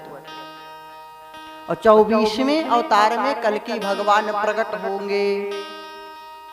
बोले 24 अवतार भगवान की जय। बड़ा ही सुंदर वर्णन है। व्यास जी को बड़ा असंतोष रहता था, बड़े दुखी रहते थे। सम्याप्रास नामक आश्रम बद्री आश्रम में है, बद्रीनाथ में संत महापुरुष लोग गए हैं, जानते हैं। सरस्वती के तट पे व्यास गुफा भी है, जहाँ भागवत जी की रचना हुई है। तो संत महापुरुष लोग गए हैं, सब जानते हैं। आप लोग भी गए होंगे तो देखे होंगे। माना गांव वही व्यास गुफा है ना। तो व्यास जी बड़े दुखी थे चिंतित थे कि मैं 17 पुराण को लिख दिया, इतना सब कुछ किया, वेदों का विभाग कर दिया, स्त्री शूद्र द्विजबंधु नाम त्रयी न श्रुति गोचरा, स्त्रियां शूद्र पतित ब्राह्मण, ब्राह्मण शब्द जहां आया है वहां आप जो वेदज्ञ है, जो त्रिकाल संध्या करता है, पूजा भजन करता है, ऐसे लोगों के लिए है। जो पतित है, पथभ्रष्ट है, जो भजन संध्या नहीं करता, उस ब्राह्मण के लिए लिखा है कि वह वेद सुनने का अधिकारी नहीं है। वेद पढ़ना तो बहुत दूर की बात है। त्रयी न श्रुति गोचराह, कानों में भी न पड़े इनके। क्यों? क्योंकि जब आचरण घटिया है तो वेद सुन लेंगे तो केवल अहंकार के लिए। देखिए विद्या दुष्टों को भी है, ऐसा मत समझना कि विद्वान होना केवल अच्छे लोग हैं वही विद्वान होंगे, नहीं, बिल्कुल गलत। विद्या दुष्ट को भी हो सकती है, धन दुष्ट को भी हो सकती है, शक्ति भी दुष्ट को हो सकती है, लेकिन थोड़ा अंतर है साधु पुरुषों में। उनमें क्या? विद्या विवादाय धनम मदाय शक्तिम परेशान परपीडनाय खलस्य साधु विपरीत में तत् ज्ञानाय दानाय च रक्षणाय। दुष्ट पुरुषों की विद्या किस काम की होती है? विद्या विवादाय, विवाद के लिए। हमसे बड़ा ज्ञानी कोई नहीं, तुम क्या जानते हो, हम इतने बड़े व्याकरणाचार्य, हम इतने बड़े ज्ञानी। तो दुष्ट कोई विद्वान है, अहंकार है, तो जान लीजिए वो फिर साधु नहीं हो सकता, सज्जन नहीं हो सकता, क्योंकि विद्या विनयम ददाति, विद्या विनयम ददाति, विद्या विनय देती है, विद्या विनम्रता देती है। और नम्रता नहीं है तो विद्या विवादाय, विद्या विवाद के लिए। धनम मदाय, धन अहंकार के लिए है। जिसकी विद्या विवाद के लिए है, धन अहंकार के लिए है, मद के लिए है, और शक्ति परेशान परपीडनाय, दूसरे लोगों को सताने के लिए है। तो क्या महापुरुषों ने लिखा? खलस्य, दुष्टों की। किसकी विद्या विवाद के लिए है? दुष्ट की। किसका धन मद के लिए है? दुष्ट की। और किसकी शक्ति दूसरे को पीड़ा देने के लिए है? दुष्ट की। अच्छा, खल भी शब्द भी बड़ा विलक्षण है। हाँ, जो खाए और लड़े, ख से खाए, ल से लड़े। एक संत ने कहा नहीं, ऐसी बात नहीं है। बोले क्या? अरे कहे जिसका खाए उसी से लड़े, जिसका खाए उसी से लड़े, वो खल। तो बोले खलस्य। लेकिन साधु पुरुष, सज्जन पुरुष, साधु मतलब नहीं विरक्त महात्मा ही साधु, मतलब जो भी सज्जन पुरुष संसार में है, जो भी दया परोपकार करुणा वाले महापुरुष हैं, वो सब साधु। तो ऐसे साधु पुरुषों का क्या होता है? विद्या ज्ञानाय, जो अज्ञान अंधकार में भटक रहे हैं उनको ज्ञान देने के लिए विद्या प्राप्त करते हैं। ज्ञानाय। धन अगर उनके पास है तो वृक्ष कबहु नहीं फल भखे, नदी न संचे नीर, परमारथ के कारिणे साधु न धरा शरीर। संत महापुरुष लोग क्या करते हैं? दान आय, दीन दुखियों की सेवा करने के लिए, गौ माता की सेवा करने के लिए, असहाय की सेवा करने के लिए, रोगियों को दवा देने के लिए, इसके लिए धन है उनके पास। ज्ञानाय विद्या धनम दानाय, और शक्ति मिली है तो परेशान परपीडनाय नहीं, दूसरे को सताने के लिए नहीं, रक्षणाय, रक्षा करने के लिए। आतंकवादी के पास भी धन रहता है, बंदूक इत्यादि पावर भी, शक्ति भी है, ज्ञान भी है, तभी तो घुसे आते हैं।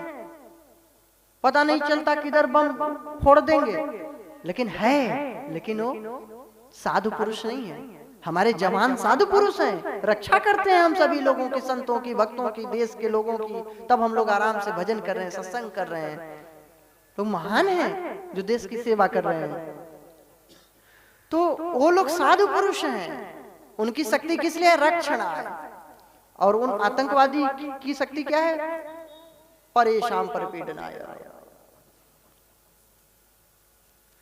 तो व्यास जी ने कहा कि ये सब स्त्रियों का कैसे कल्याण हो। जो ब्राह्मण के लिए बोल रहा था कि जो वेद शास्त्र पढ़कर उसके अनुसार नहीं चलते, त्रिकाल संध्या नहीं करते, मंत्र जाप नहीं करते, तो वो महाराज फिर वेद सुनने के अधिकारी नहीं है। ऐसा जान करके व्यास जी ने महाभारत की रचना किया कि जिससे लोगों का कल्याण हो, पांचवें वेद के रूप में।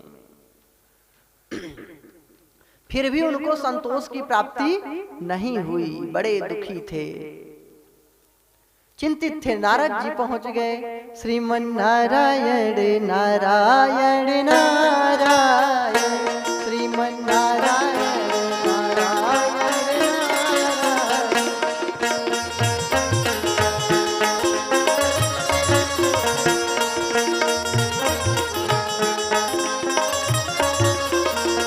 भजमन नारायण नारायण नारायण, भजमन नारायण नारायण नारायण, श्रीमन नारायण नारायण नारायण, श्रीमन नारायण नारायण नारायण। नारद जी पहुंच गए। देखे कि व्यास जी दुखी हैं। बोले महाराज क्यों दुखी हैं? आपने जो है 17 पुराणों की रचना तो किया, लेकिन भक्तों का चरित्र ज्यादा नहीं गान किया। भगवान और उनके भक्तों का चरित्र जिसमें हो ऐसा रचना कीजिए तो आपको संतोष प्राप्त होगा। भगवान बहुत दयालु है, आपके ऊपर कृपा होगी। चतुर्थ श्लोकी भागवत सुनाए नारद जी। व्यास जी 18,000 श्लोकों में लिख दिए और सुखदेव जी को पढ़ाए, जो पूरे संसार में प्रचलित हो गया, प्रचार प्रसार हो गया संत महात्माओं के माध्यम से, कथाकारों के माध्यम से।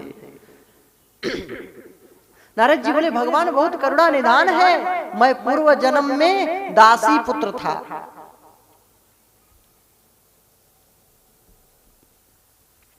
और मेरी माता सेवा करती थी, लेकिन कौन सी दासी थी? संत थी, इनकी माता भी भक्त थी। हम लोग दास नहीं लिखते, तो दासी मतलब ये नहीं समझ लेना नौकरानी। भगवान की दासी, संतों की दासी थी, संत महात्माओं की सेवा करती थी। और जो कुछ उनका शीत प्रसादी, जूठन प्रसादी नहीं बोलते, संत महात्माओं का जो बच जाता है उसको जूठन नहीं बोलते।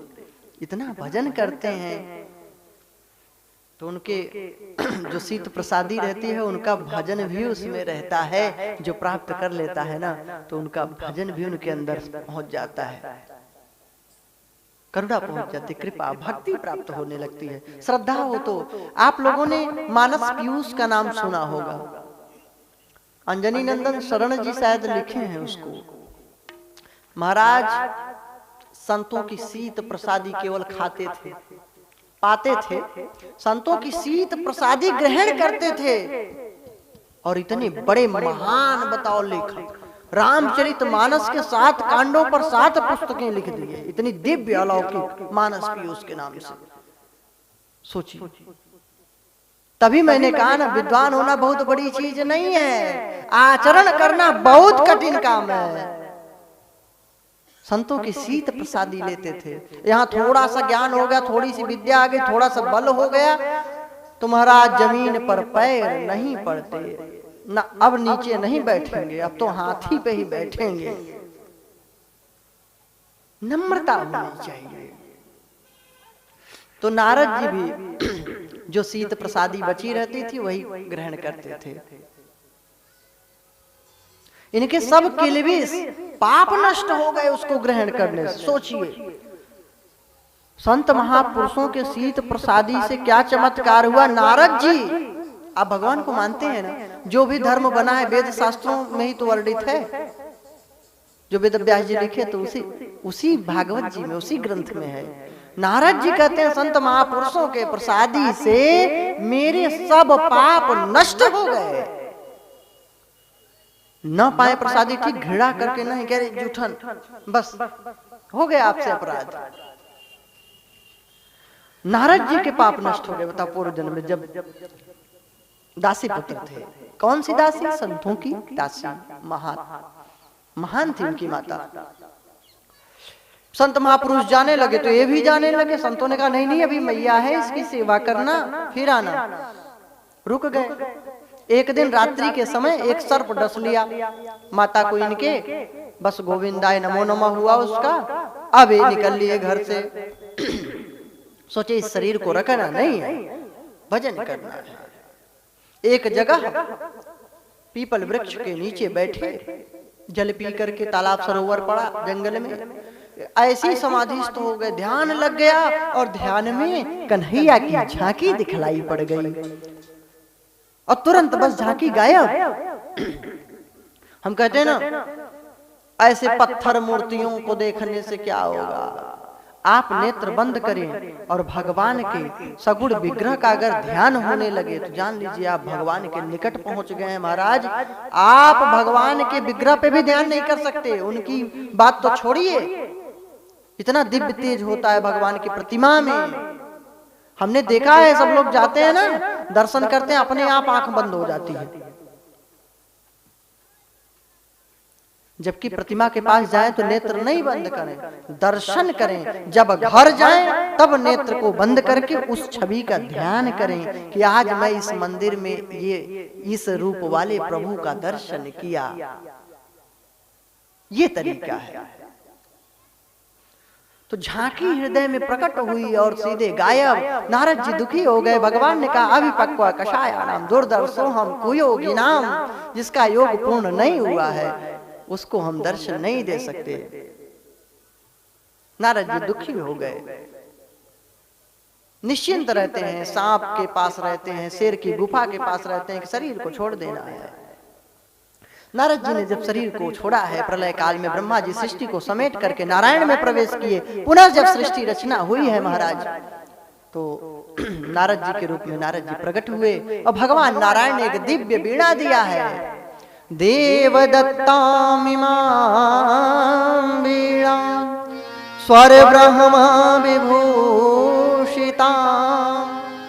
भगवान ने इनको दिव्य वीणा दिया और स्वर ब्रह्म से विभूषित है।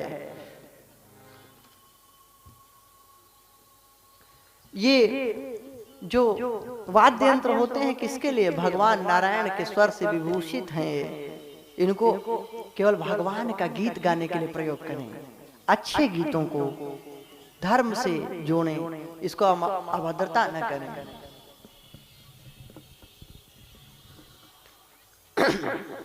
ये लेकिन ये भी एक साज है, शरीर भी एक साज है। इसको भी स्वर ब्रह्म से विभूषित करिए। जो स्वर है ना, ये ब्रह्म है, इसे ब्रह्म वाक्य निकालिए, सत्य बात बोलिए, निरर्थक नहीं।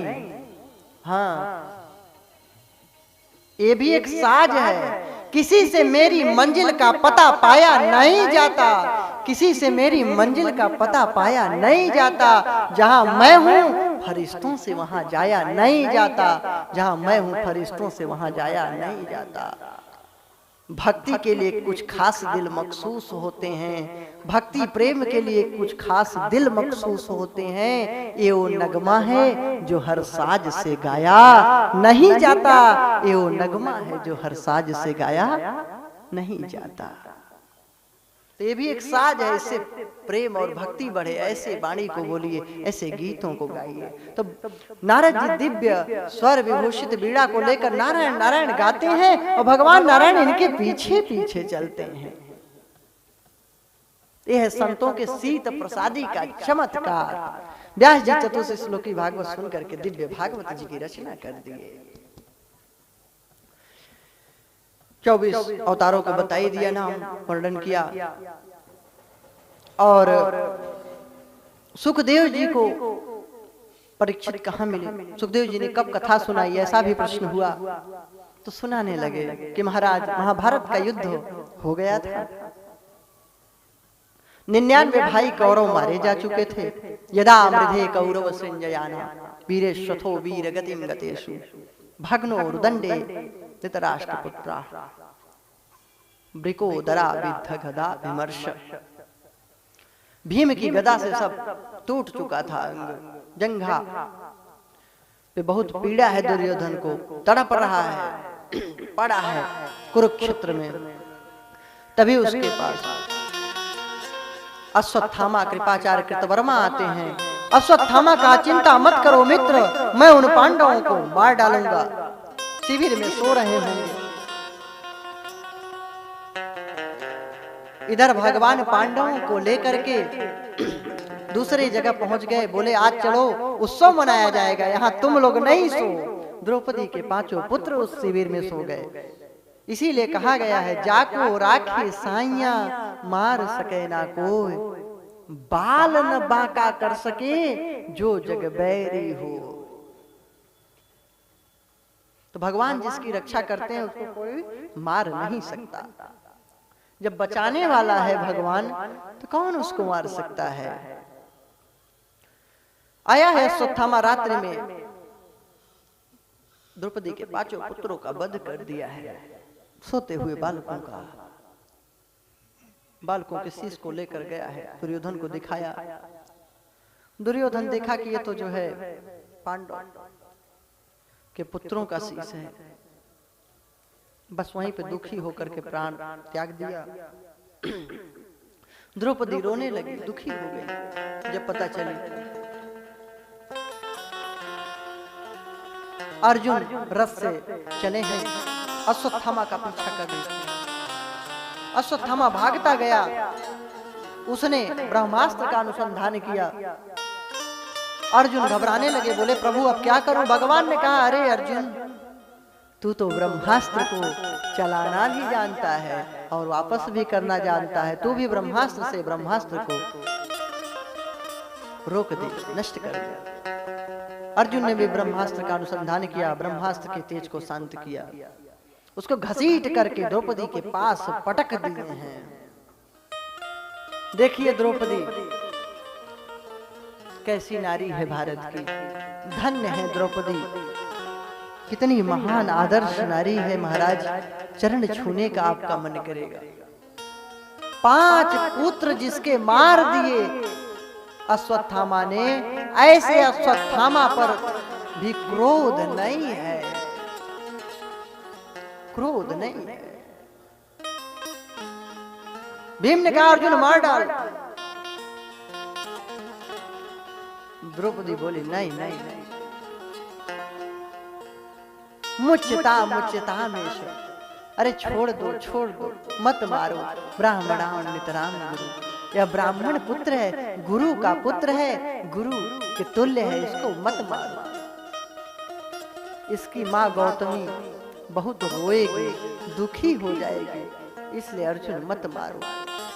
मेरे 5 पुत्र नहीं है तो क्या हुआ, मेरे 5 पति तो हैं।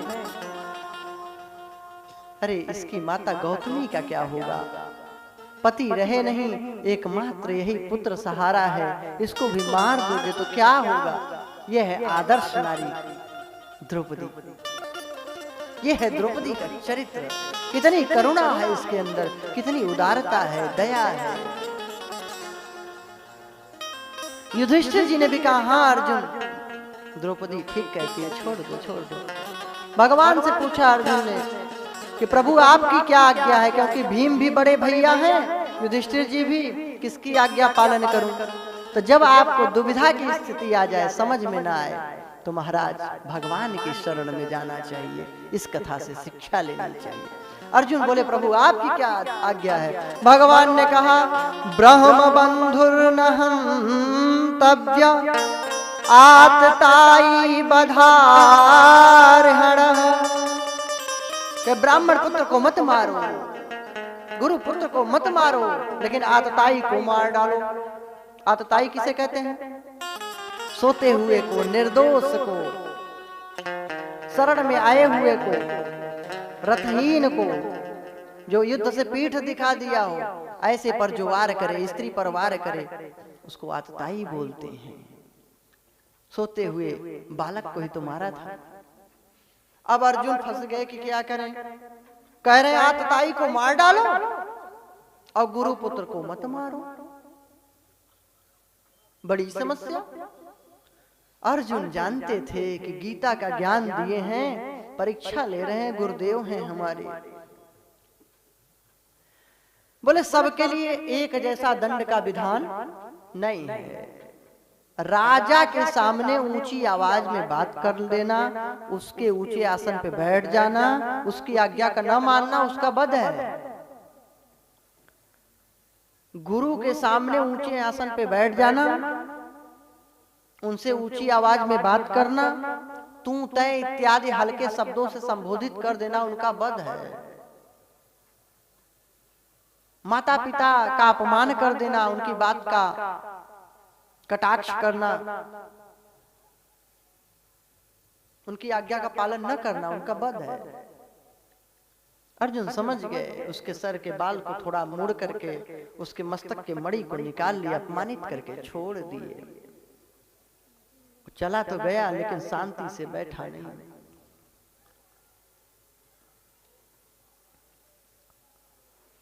भगवान अब द्वारिकापुरी जाना चाहते हैं। एक चरण धरती पर, एक चरण रथ पर रखे हुए हैं, घुंघराली अलके, क्या खूब सुंदर दृश्य है। भगवान तो वैसे भी सुंदर हैं। हाँ, एक बार एक कवि, अकबर के दरबारी कवि थे, वो लोग बोले कमसल व काफिर हैं वही बंदे जो न इस्लाम के। मतलब वो नास्तिक हैं, वही लोग बेकार हैं, दुष्ट हैं जो इस्लाम को नहीं मानते। इस कविता पर कवि लिखो, कविता बढ़ाओ, लिखो आगे। अब सब लोग तो उठपटांग लिखने लगे, लेकिन एक उसमें भक्त कवि थे, एक भक्त कवि थे, बड़ा सुंदर लिखे। इस शब्द को न काटे न पीटे न हटाए, बिल्कुल जोड़ दिए। क्या लिखे? लाम के मानिंद हैं, लाम के मानिंद हैं काकुल मेरे घनश्याम के। काकुल जो यहाँ पे मुड़े रहते हैं दोनों ओर से, ल जैसे बन जाता है ना यहाँ के बाद, उसको काकुल बोलते हैं। लाम के मानिंद हैं काकुल मेरे घनश्याम के, कमसल व काफिर हैं वही बंदे, कमसल व काफिर हैं वही बंदे जो न इस लाम के, जो न इस्लाम के। ऐसे ही लोग बोले कि करो मिली आस अकबर की, इस कविता की पूर्ति करो। श्रीपति कवि बड़े सुंदर थे, उन्होंने बड़ा सुंदर लिखा। कहे अब के सुल्तान फनियान समान है, अब के सुल्तान फनियान समान है, बांधत बाग अटब्बर की, तजी एक ही दूसरे को जो भजे, कटी जीभ गिरे वही लब्बर की। तजी एक ही दूसरे को जो भजे, कटी जीभ गिरे सोई लब्बर वही लब्बर की। शरणागत श्रीपति राम ही की, नहीं त्रास है काहुई जब्बर की। शरणागत श्रीपति राम ही की, नहीं त्रास है काहुई जब्बर की। जिनको हरि से प्रतीत नहीं, सो करो मिली आस अकबर की। जिनको हरि से प्रतीत नहीं, सो करो मिली आस अकबर की। करो मिली आस अकबर को नहीं हटाया। अच्छा, अकबर भी विचित्र, इन्हीं को उपहार सबसे मतलब सर्वोच्च अवार्ड जो पुरस्कार इन्हीं को मिला, क्योंकि और लोग चमचे थे, झूठी बड़ाई कर रहे थे। क्या सुंदर बात बोल दिए। तो भगवान की ये लाम बड़ा सुंदर लग रहा है, घुंघराली अलके। महाराज ज्यों ही रथ पे बैठकर जाना चाहते हैं, उसी समय पापी पाप से मुख नहीं मोड़ता। अश्वत्थामा ने उत्तरा के उदर में एक शिशु पल रहा था, अभिमन्यु का पुत्र। उसको नष्ट करने के लिए महाराज ब्रह्मास्त्र चला दिया है कि ये नष्ट हो जाए, पांडवों को वंशहीन कर दूंगा। धन्य है उत्तरा की भक्ति, देखिए सर्वत्र भक्तों और भगवान के चरित्र से ओतप्रोत है भागवत। सर्वत्र हर जगह, पूरे स्कंद में, पूरे अध्याय में कोई किसी से कम नहीं, एक से बढ़ के एक भक्त। उत्तरा चाहती तो भीम के पास जा सकती थी, अर्जुन के पास जा सकती थी, युधिष्ठिर, नकुल, सहदेव, द्रौपदी, कुंती माता के पास जा सकती थी। नहीं, किसी के पास नहीं गई, किसी के पास नहीं गई, सीधे भगवान के शरण में आई। पाहि पाहि महायोगिन देव देव जगतपते, नान्यं तद्भयं पश्ये यत्र मृत्युः परस्परम्। त्राहि माम, रक्षा करो प्रभु। हे श्री कृष्ण प्रभु रक्षा करो, रक्षा करो। हे योगियों के योगी, देवताओं के भी देवता, हे जगतपति वासुदेव श्री कृष्ण, आपके सिवा मैं इस ब्रह्मास्त्र से अपनी रक्षा नहीं देखती। और प्रभु मेरी रक्षा न हो, लेकिन आपके जो भक्त का शिशु उदर में पल रहा है, हे प्रभु उसकी रक्षा करिए, उसकी रक्षा करिए। माँ में गर्भो निपात्यताम, हे प्रभु जो जलाए जा रहा है अस्त्र मेरे गर्भ को नष्ट कर रहा है, उसको प्रभु रक्षा करो। त्राहि माम, त्राहि माम। धन्य है नारायण श्री कृष्ण, जिस माता के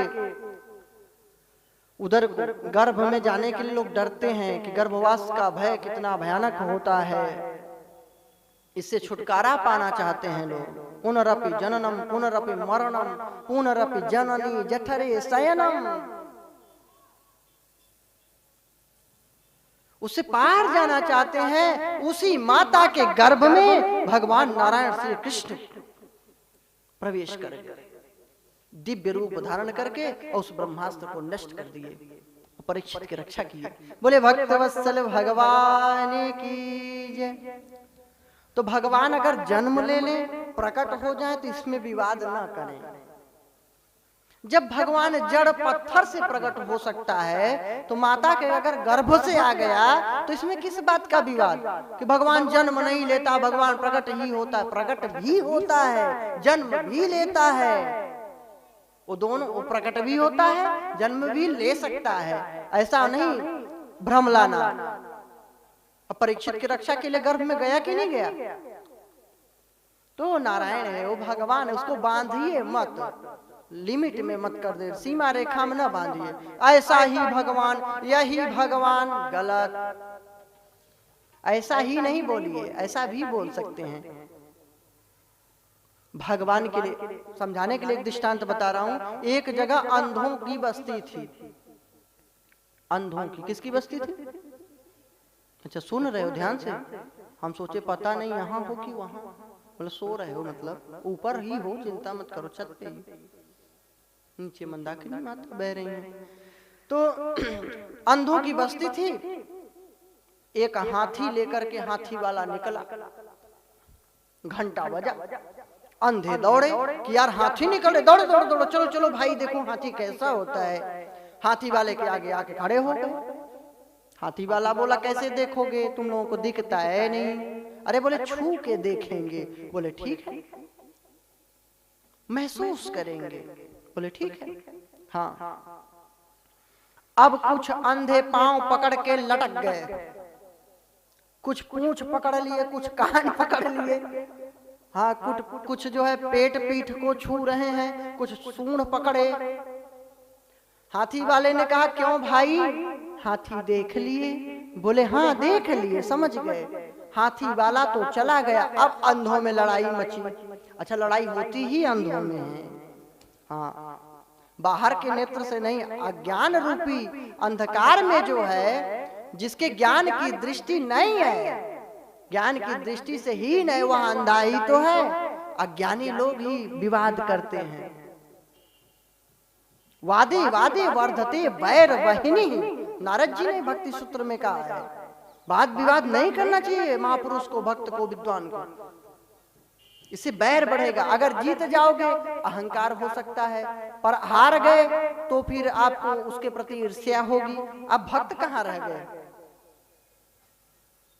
तो वाद विवाद में न पड़ करके भगवान की भक्ति करना चाहिए, जैसा कि संत लोग करते, कहते नहीं कहो राम सीता, इसी में महाभारत, इसी में भागवत, इसी में गीता। और बात सही है, बिल्कुल सही बात यही है, वही काम देगा आपको। लास्ट में कोई वेद शास्त्र नहीं, राम नाम। अब आप बोल दीजिए राम नाम। तो सत्य, सत्य क्यों कहा गया? क्योंकि वही सत्य है, बाकी सब असत्य है। तो हाथी अब देख लिया, अब अंधों में लड़ाई हुई खूब जोर से, अब मची, युद्ध चल रही है। जो अंधे सूंड पकड़े थे बोले भाई हाथी जो है खुरदुरे पेड़ जैसा होता है, नीचे से पतला होता है और ऊपर से मोटा होता है। पाँव पकड़ने वाले अंधे बोले चुप,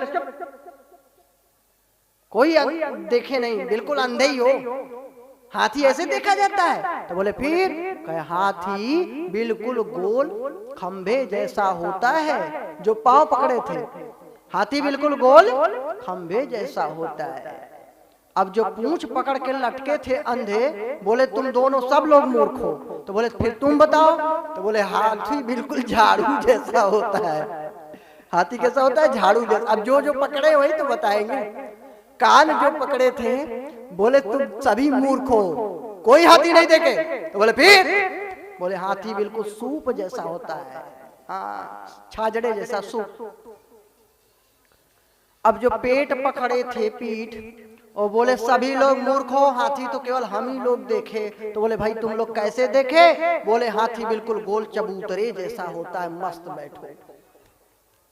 अच्छा बोल कोई झूठ नहीं रहा है, बोल सभी सही रहे, और फिर भी लड़ाई मची हुई है। क्यों?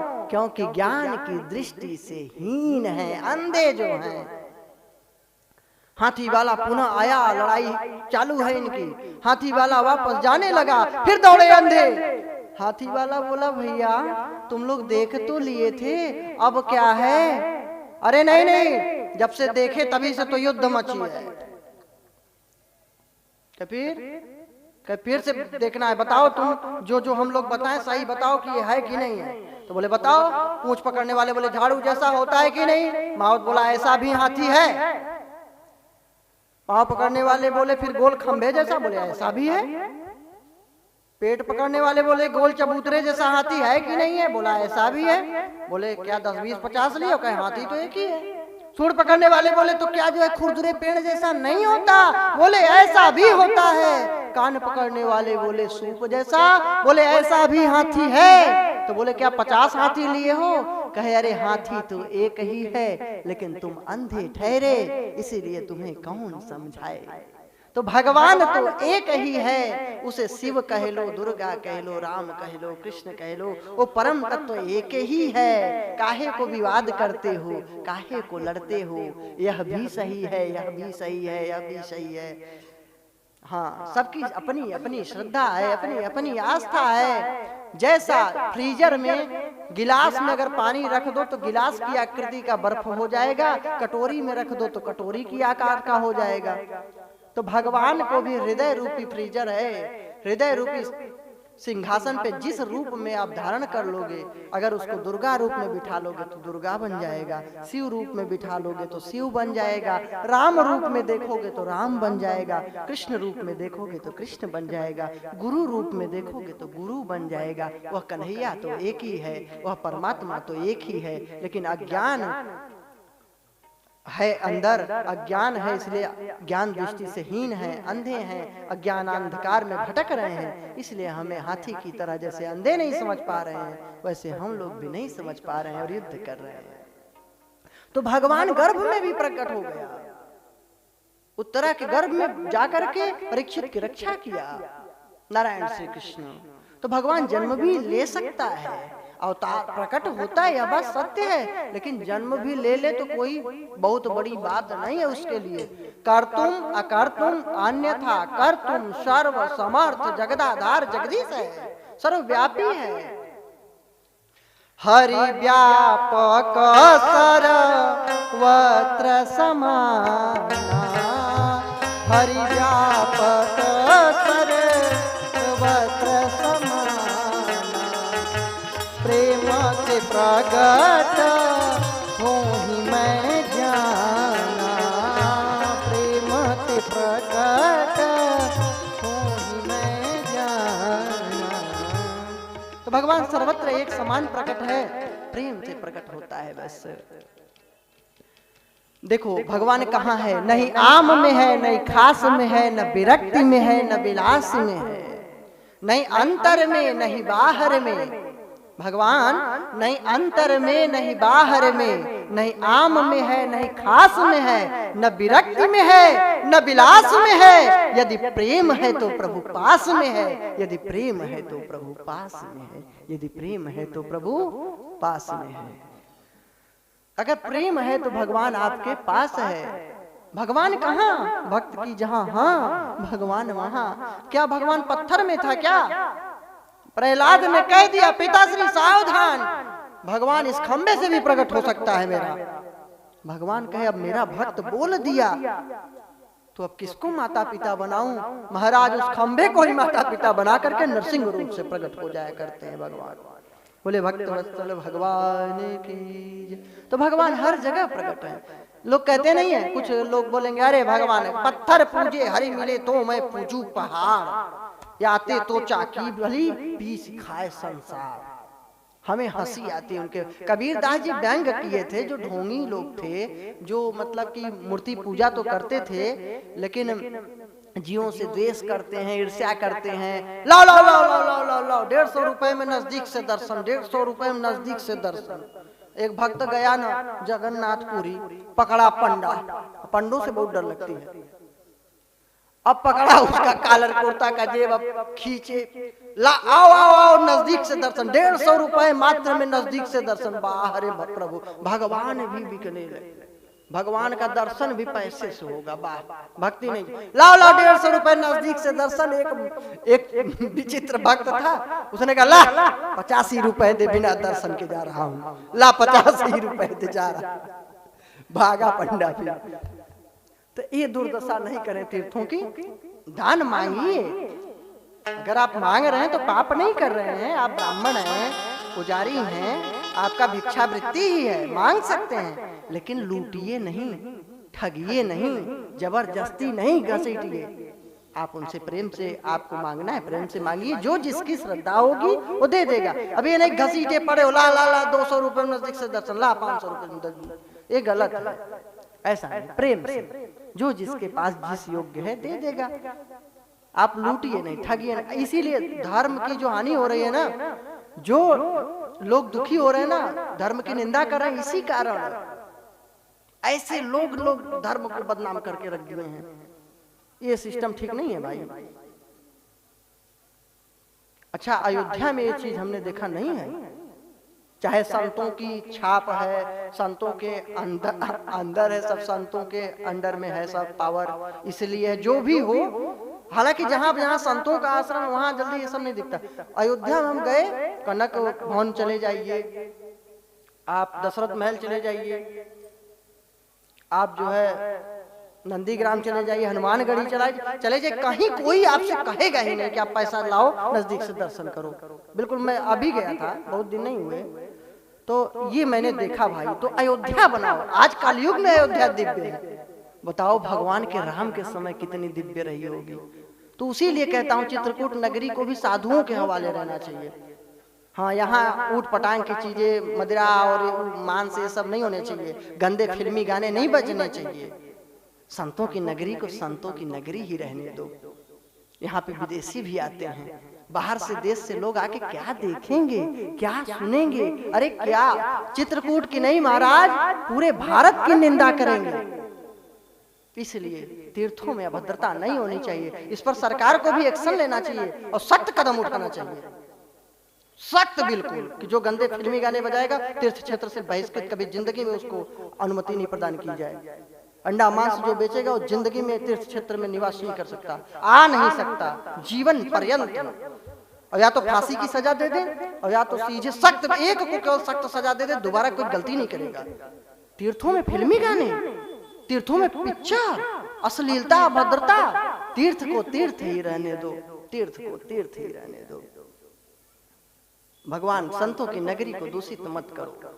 संत लोग बेचारे सीताराम सीताराम राम राम सुबह बोलते रहते हैं, उनको परेशान मत करो, उनको भजन करने दो। हो सके तो आप प्रणाम कर लीजिए, उनके चरण का रज माथे लगा लीजिए, आपका भी उद्धार हो जाएगा, कल्याण हो जाएगा।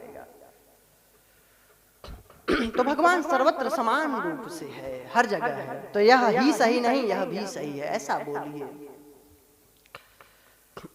तो महाराज भगवान ने उत्तरा के गर्भ की रक्षा किया, उन्हीं का नाम परीक्षित हुआ। बोले परीक्षित महाराज की जय। भगवान का दर्शन प्राप्त हुआ भीष्म पितामह को, जो बाणसैया पे पड़े थे। एकादशी के दिन उनका भी उद्धार होता है। भगवान द्वारिकापुरी जाते हैं, इनका दिव्य स्वागत होता है। परीक्षित धीरे धीरे बड़े होते हैं। महाराज युधिष्ठिर राजा हैं, धर्म का शासन है। इधर अर्जुन गए हुए हैं भगवान की समाचार लेने के लिए द्वारिकापुरी। 7 महीने में वापस आए महाराज। दुखी होकर के सब समाचार सुनाए कि भगवान अपने धाम को चले गए, ऐसा ऐसा हो गया, कुल भीलों ने गोपियों को लूट लिया, मुझसे छीन लिया, लाने नहीं दिया। तो महाराज दुखी हो गए, अर्जुन रो रहे हैं। युधिष्ठिर जी भी बोले कि हाँ, लग रहा है कलयुग आ गया। कुंती माता ने ज्यों सुना कि भगवान नहीं रहे, तुरंत शरीर को त्याग दिया है। पांडव भी चले गए हिमालय की ओर। सब लोग एक एक करके अपने अपने धाम को चले गए। और युधिष्ठिर जी भी धर्मराज के अवतार थे, यमराज जी के, अपने धाम को चले गए। इधर परीक्षित जी राजा बने हैं, दिव्य शासन किए हैं। वन में गए हैं एक दिन शिकार खेल। अच्छा, ये इस पर भी टीका टिप्पणी होती है कुछ विद्वानों द्वारा कि अरे वो तो शिकार खेलते थे, मांसाहारी थे, फला थे, ऐसा थे, शास्त्र में कार्य सब ऐसे ही है। मैं आपको एक बात बतलाता हूँ, शास्त्र में कुछ कथाएं लिखी हुई हैं, कुछ महान भक्तों की भी चर्चाएं हैं।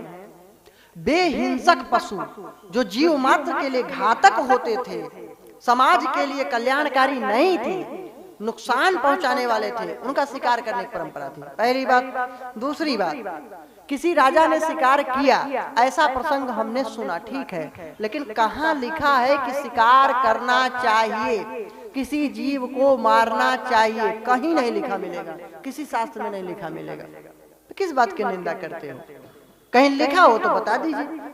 सर्वत्र लिखा है कि जीवों पर दया करो, अहिंसा परमो धर्मः, जीवों पर दया करो, सताओ मत, मारो मत, ऐसा शास्त्र में लिखा है। अब दशरथ जी शिकार खेलने गए थे, श्रवण कुमार का वध हो गया इनके हाथों से, तो क्या हुआ? दंड मिला कि नहीं मिला? पुत्र वियोग में प्राण छूटा कि नहीं छूटा? जिसके 4 पुत्र, जिसके भगवान नारायण स्वयं पुत्र बन के आए जिसके घर, उस महाराज दशरथ को मरते समय पानी देने वाला कोई भी नहीं था 4 पुत्रों में। तो गलत किया जिसने, उसको दंड भी मिला, ऐसा नहीं है। नहीं कहते भगवान के पिता से पिता थे, चाहे जो करें, ना ना, भगवान न्याय करते हैं। तो शास्त्रों में गलत नहीं लिखा है, इनसे भूल हुई है, भूल हो गई। इन्होंने मुकुट धारण कर लिया जरासंध का, भूल। कलयुग मिला है, उसका दमन किए हैं, कलयुग शरण में आया है। उसने मांगा है कि स्थान दे दो, तो उसको 4 जगहों में स्थान दिए। द्यूतम पानम स्त्रियः सूना यत्या धर्म चतुर्विधि। मदिरा पान में, जुए में, दुराचार में और हिंसा, 4 जगहों पे दिया। पुनश्च आचमान आया, पुनः मांगने लगा तो स्वर्ण में दे दिए, अन्याय पूर्वक कमाए गए धन में। ये नहीं समझना सोने में, हाँ, कि माताएं सोना पहनना बंद। धातु नामस्मि कांचनम, भगवान ने कहा है धातुओं में मैं सोना हूं। तो यहां जिस सोने की बात हो रही हो, अनीति पूर्वक कमाए गए धन में कलयुग का वास है। अब इन्हीं की खोपड़ी पे कलयुग बैठ गया मुकुट में। भाई, अब जरासंध दुरात्मा था, उसका मुकुट भीम युद्ध में परास्त करके लाए थे, पहने तो नहीं लेकिन छोड़ गए बीमारी। परीक्षित जी धोखे से पहन लिए, उसी पे घुस गया कलयुग। पाप का धन आपका कल्याण नहीं करेगा। महापुरुषों ने लिखा है, अन्यायोपार्जितम द्रव्यम 10 वर्षाणि तिष्ठति, प्राप्य चैका 10 वर्षे समूलम तद विनश्यति। अन्याय के द्वारा प्राप्त किया गया धन सिर्फ 10 वर्ष टिकता है, बस। 11वें वर्ष में समूलम, मूल ब्याज सहित चला जाएगा, कुछ नहीं बचेगा। कभी भी इसका परीक्षण कर लेना। क्योंकि महापुरुष जो बोलते हैं लिखते हैं वो बिना शोध किए हुए नहीं बोलते। परीक्षित से भूल हुई थी, कलयुग बैठ गया, श्रृंगी ऋषि का आश्रम था। ये वो श्रृंगी नहीं थे त्रेता युग वाले, इनके पिता श्रृंगी ऋषि के समीक ऋषि थे, विराजमान समाधि में। इनके पास गए, जल मांगने लगे, प्यासे थे, वे समाधि में थे, नहीं दिए, सांप डाल दिया इनके ऊपर, अपमान कर दिया। अब इस अपमान के कारण वापस घर तो चले आए, लेकिन समीक ऋषि के पुत्र श्रृंगी ने श्राप दे दिया कि अरे मूर्ख, तूने अपमान किया है इतने महान संत का, जा आज से 7वें दिन तुझको तक्षक डसेगा और तेरी मृत्यु हो जाएगी। श्राप दे दिया। परीक्षित को जब पता चली है महाराज तो अपने पुत्र जन्मेजय को राज्य दे करके तुरंत गंगा तट पे आ गए हैं। वहां पे गंगा जी के तट पे ध्यान स्मरण कर रहे हैं, सबसे प्रश्न कर रहे हैं कि अब 7 दिन में जिसको मरना है उसको क्या करना चाहिए, उसका कल्याण कैसे होगा, कैसे मुक्ति मिलेगी। अब कौन बताए, बड़े चिंतित हैं। लेकिन धन्य है माँ गंगा का सुंदर तट, पावन पुनीत, कि महाराज परीक्षित जी गंगा माँ के चरण में पड़े हैं। गंगा माँ बहुत दिव्य हैं, पवित्र हैं, यहाँ तक कि भगवान भी गंगा तट पे गए हैं केवट के पास जब, तो याचना किए हैं। महाराज कभी कभी तो भक्तों को भी भगवान से काम पड़ जाते हैं, भगवान से काम पड़ जाते हैं और गंगा पार जाने के लिए भी केवट से प्रार्थना करने लग जाते हैं। जैसे परीक्षित गंगा माँ के पास बैठे हुए हैं, गंगा माँ की ओर देख रहे हैं, निहार रहे हैं कि हे गंगे माँ किसी संत महापुरुष को भेज जो 7वें दिन कल्याण कर दे। तो भगवान को भी काम भक्तों से पड़ते हैं। गंगा पार जाना था तो केवट से याचना कर रहे हैं।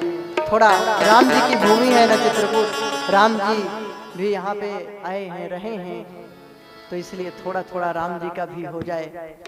तो भगवान रामचंद्र जी कैसे केवट से याचना कर रहे हैं। आइए भजन के माध्यम से अनुभव करते हुए झांकी को बिठाएं हृदय में।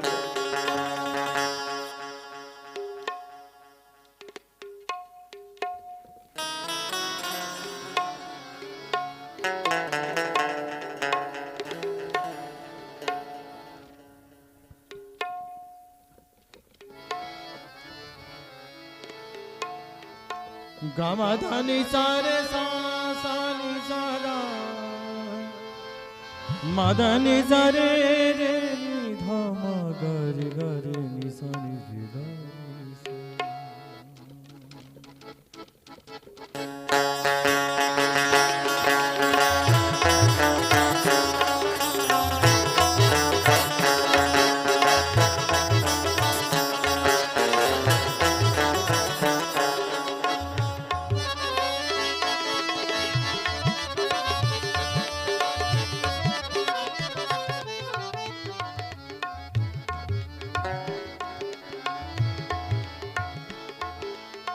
कभी कभी भगवान को भी भक्तों से काम पड़े। जाना था गंगा पार प्रभु के वट की नाव चढ़ी, जाना था गंगा पार प्रभु के वट की नाव चढ़ी।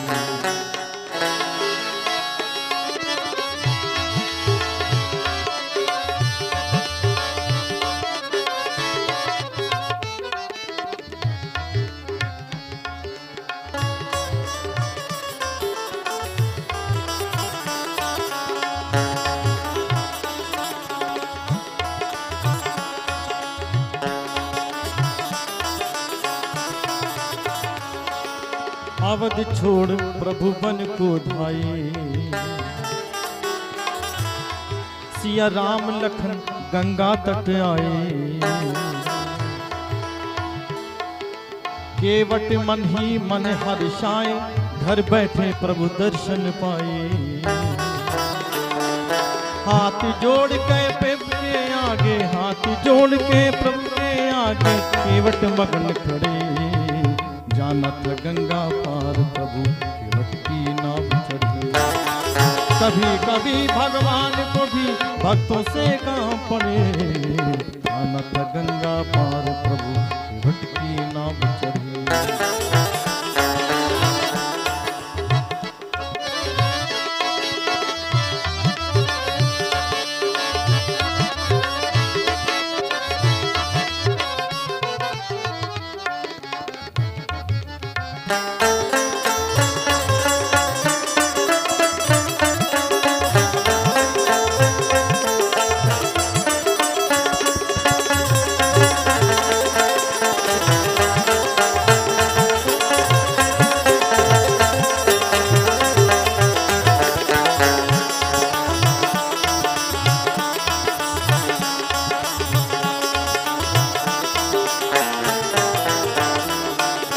प्रभु बोले तुम नाव चलाओ,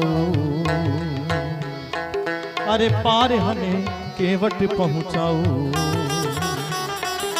केवट कहता सुनो हमारी चरण धूल की माया भारी।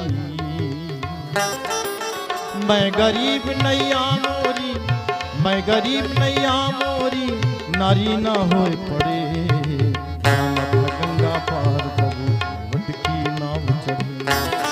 कभी कभी भगवान को भी भक्तों से काम पड़े, जाना था गंगा पार प्रभु केवट की नाव चढ़ी।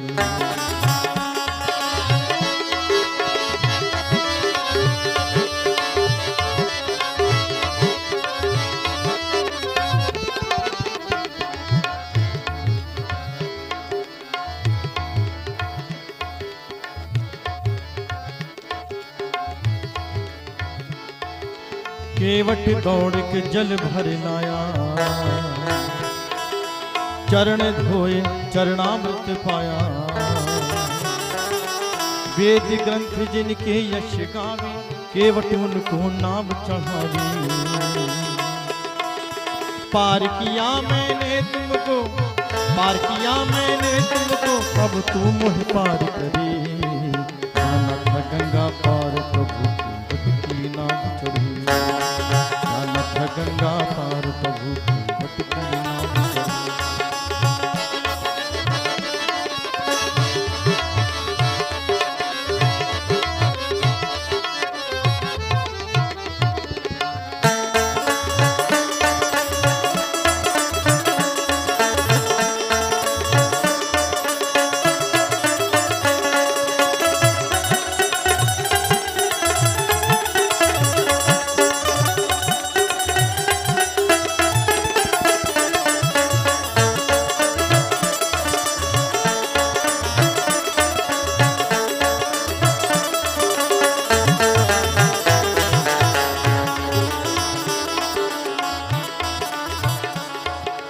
चली नाव गंगा की धारा। भगवान श्री राम को केवट ने गंगा जी के तट के उस पार पहुंचा दिया। भगवान राम ने सोचा केवट ने मेहनत करी है, केवट को केवट की मजदूरी मिलनी चाहिए।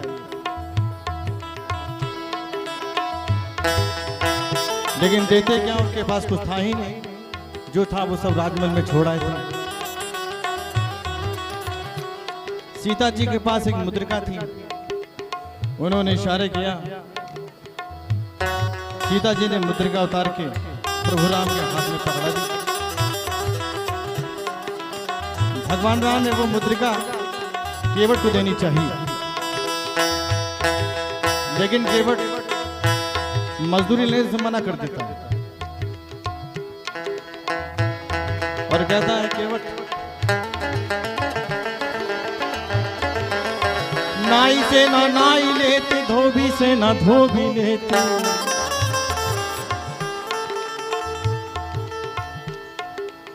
केवट बोला प्रभु एक ही काम करने वाले दो व्यक्ति कभी आपस में लेन देन नहीं करते। भगवान बोले केवट ले लो, ये तुम्हारी मजदूरी है। केवट पुनः बोला ओ नाई से ना नाई ले तू, धोबी से ना धोबी ले तू। दे के मजूरिया ये जाति को न बिगाड़िए। प्रभु आए मोरे घाट तो पार मैंने उतारी दी। जब आऊंगा मैं तोरे घाट तो पार वो ही उतारियो।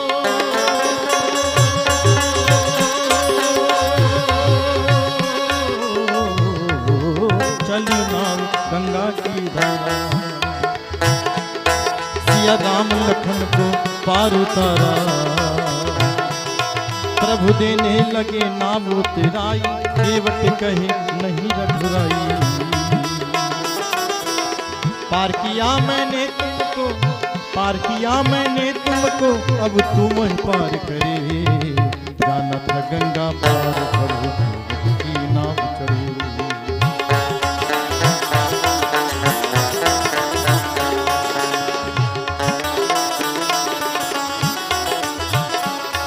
बोलो राम सीताराम, बोलो राम सीताराम, बोलो श्याम राधे श्याम, बोलो श्याम राधे श्याम। बोलो राम सीताराम, बोलो राम सीताराम, बोलो राम सीताराम, बोलो राम सीताराम। कभी कभी भगवान को भी भक्तों से काम करे।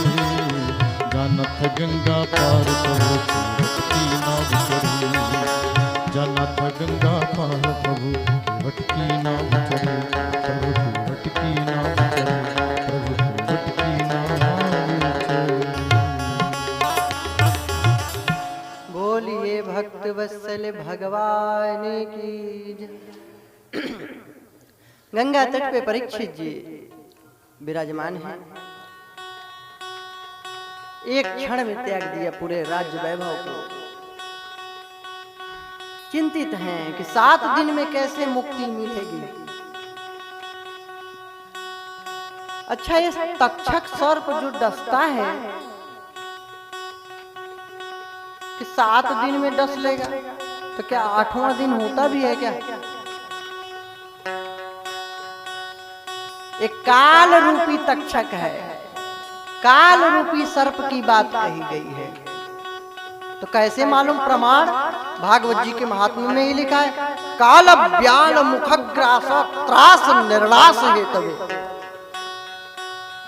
काल रूपी व्याल सर्प है, इसके मुख का ग्रास होने से बचने के लिए भागवत जी सुनना चाहिए, पढ़ना चाहिए, उसके अनुसार चलना चाहिए। तो तक्षक सर्प ही तो है, तो काल रूपी तक्षक है, सर्प है। और 7 दिनों का तात्पर्य सोमवार, मंगल, बुध, बृहस्पति, शुक्र, शनि और रविवार।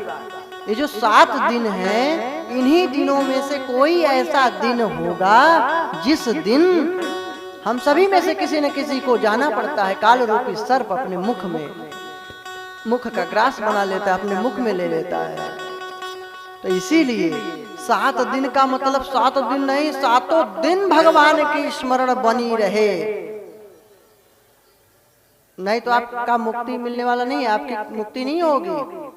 अब जैसे लोग बोलते भी हैं कि अब भाई अब मरघट में चले गए हम, तो अब माला उतार दें, तुलसी अशुद्ध हो जाएगी। कई लोग प्रश्न भी करते हैं कि अब क्या होगा, अब कहीं मरघट में ही टपक गए तब क्या होगा। आप देखते नहीं हो कि मुर्दा को अगर जिंदा मरने के पहले ही तुलसी और गंगा जल डाला जाता है, और मर गया हो तो भी लोग प्रयास करते हैं पहुंच जाए। क्यों? क्योंकि तुलसी और गंगा अपवित्र नहीं होती, वो तो अपवित्र को भी पवित्र करने वाली है। इसलिए तुलसी को नहीं उतारिए, माला को धारण किए रहिए, अपवित्र नहीं होता माला। भगवान का स्मरण करते रहिए, शुद्ध अशुद्ध अवस्था में भी भगवान का चिंतन करिए। ठीक है, आप मंदिर में न जाइए, मूर्ति को नहीं स्पर्श करिए, नहीं माला झोली से जाप कर सकते तो ऐसे ही कर लीजिए। गंदी चीजों का स्मरण कर सकते हो, दुनिया की फालतू वार्ता को सुन सकते हो, केवल भगवान के लिए ही अशुद्धि। तो भगवान का चिंतन करें। कहीं उसी स्थिति में आपकी प्राणांत हो गई तब क्या करोगे? तब क्या होगा? तो इसलिए भगवान का चिंतन जब आप समय पाइए, खाली हैं, मौन है, ट्रेन में चल रहे हैं, गाड़ी में हैं, तो आप स्मरण कर सकते हैं। मानसिक जप करिए, मानसिक चिंतन करिए, आपका कल्याण होगा। तो दिव्य गंगा तट पे परीक्षित जी हैं, चिंतन कर रहे हैं, 7वें दिन जाना है, सभी को जाना है। मरने वाले का क्या कर्तव्य है, क्या कीर्तन करें, किसका जप करें, स्मरण करें, कैसे कल्याण हो महाराज। तभी तत्रा भवद भगवान व्यास पुत्रो, तभी सुखदेव जी महाराज प्रकट हो गए। बोले सुखदेव भगवान की जय। सुखदेव जी को सिंहासन पे बिठा करके परीक्षित ने प्रणाम किया, पूजन किया और यही प्रश्न किया है। बस यहीं पर 19 अध्यायों वाले प्रथम स्कंध को प्रणाम करते हैं। बोले भक्तवत्सल भगवान की जय। द्वितीय स्कंद में प्रवेश करते हैं। 10 अध्यायों वाला है, जिसमें चतुर्थ श्लोकी भागवत की चर्चा की गई है। सुखदेव जी ने परीक्षित के प्रश्न का स्वागत किया। वरी आने सते प्रश्न हो, अरे तूने तो बड़ा श्रेष्ठ प्रश्न किया है।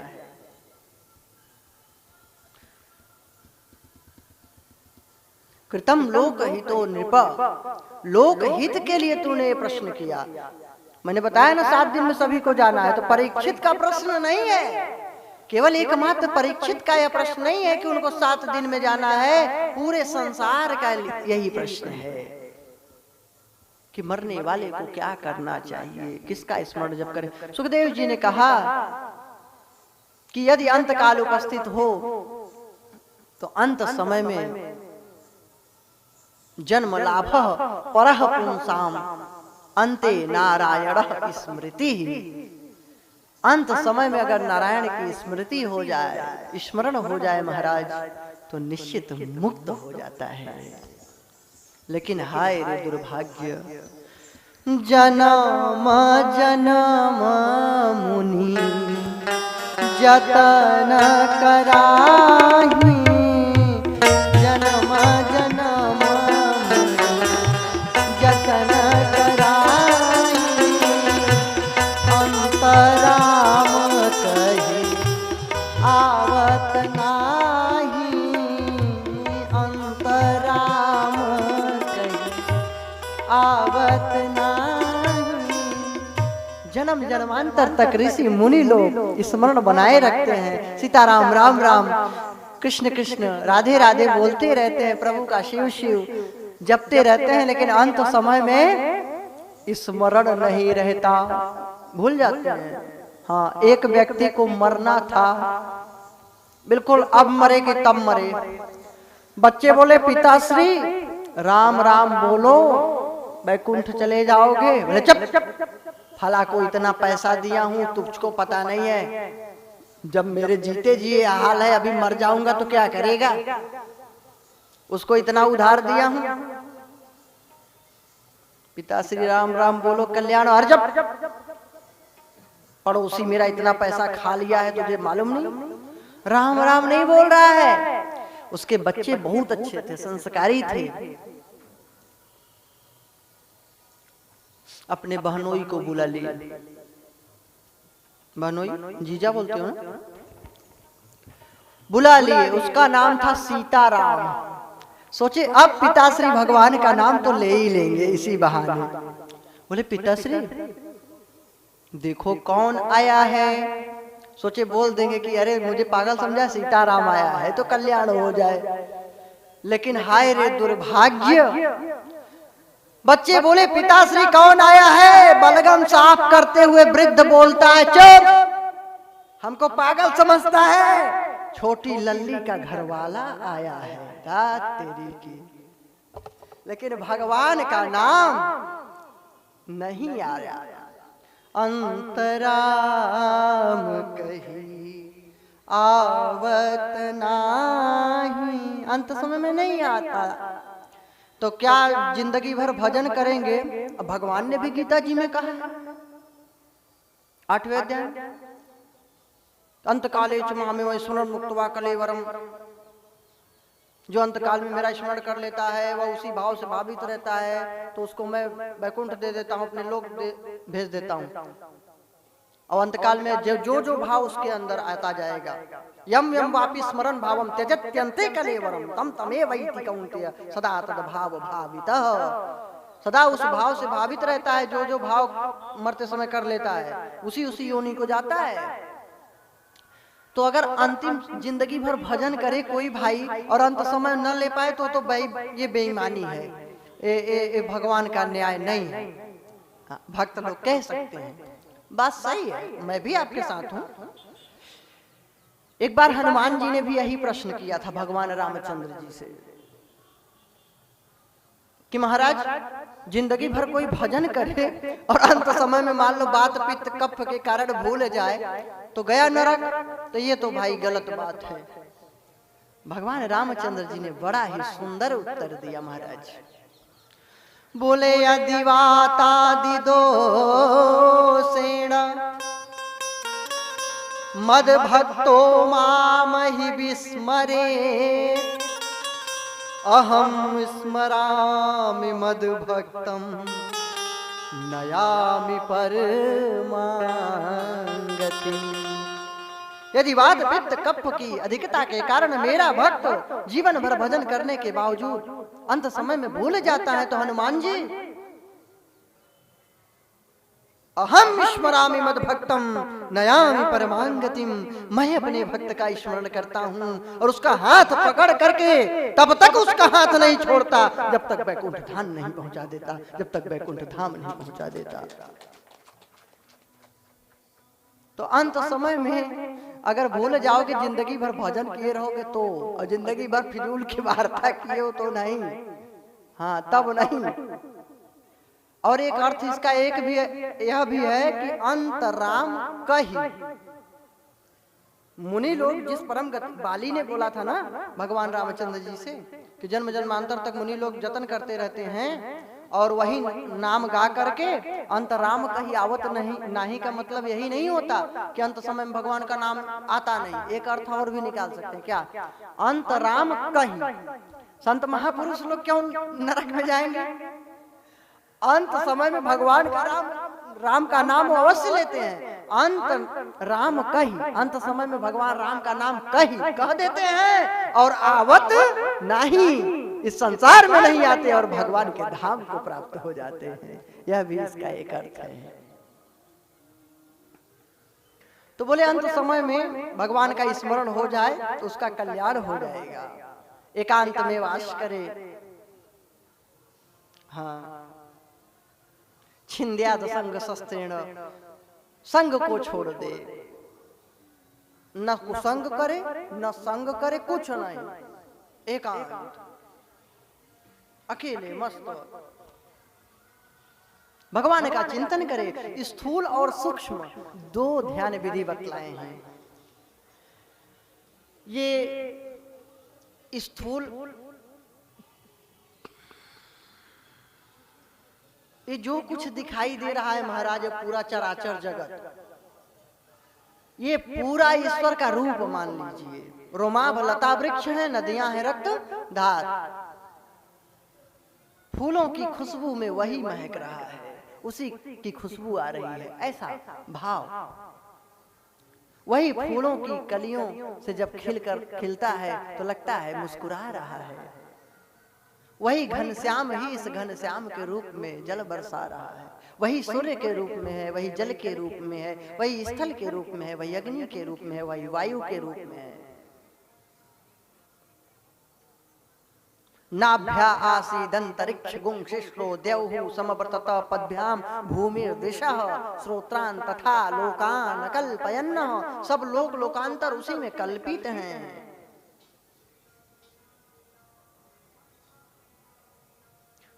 भू भुवः स्वः जनः तपः सत्यलोक, महर्लोक, जनलोक, तपलोक, सब ऊपर के लोग, उसके कटि प्रदेश से ऊपर के लोग हैं। नीचे तल, तलातल, वितल, सुतल, रसातल, पाताल, ये सब नीचे उसके चरणों में है कल्पित। नाभिदेश में अंतरिक्ष,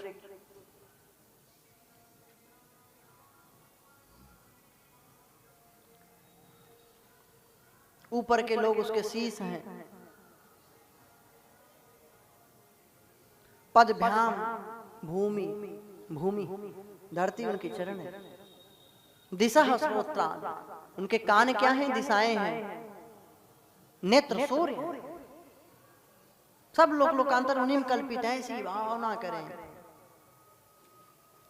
और हृदय देश में चतुर्भुज नारायण का रूप का दर्शन करें, नित्य ध्यान करें सोते समय। अगर आप नहीं भजन कर पाते तो जब आप सोने लगिए तब भगवान नारायण का देखिए कि एक हाथ में शंख लिए हुए हैं, एक हाथ में बढ़िया सुदर्शन चक्र है, एक में कमल है, एक में गदा है, सुंदर दिव्य चमचमाता हुआ मुकुट धारण किए हुए हैं, घुंघराले बाल हैं, तिलक दिव्य लगाए हैं, ऊर्ध्व पुंड्र, लाल लाल होठ हैं, हंसते हैं, हम अरी और मुस्कुरा कर देखते हैं, गालों में गड्ढे पड़ जाते हैं, सुंदर ग्रीवा है, कौस्तुभ मणि धारण किए हुए हैं, पीतांबर है, बाजूबंद है, कंगन है, करधनी है, दिव्य झांकी है, चरण से लेकर नख तक उनका ध्यान करें।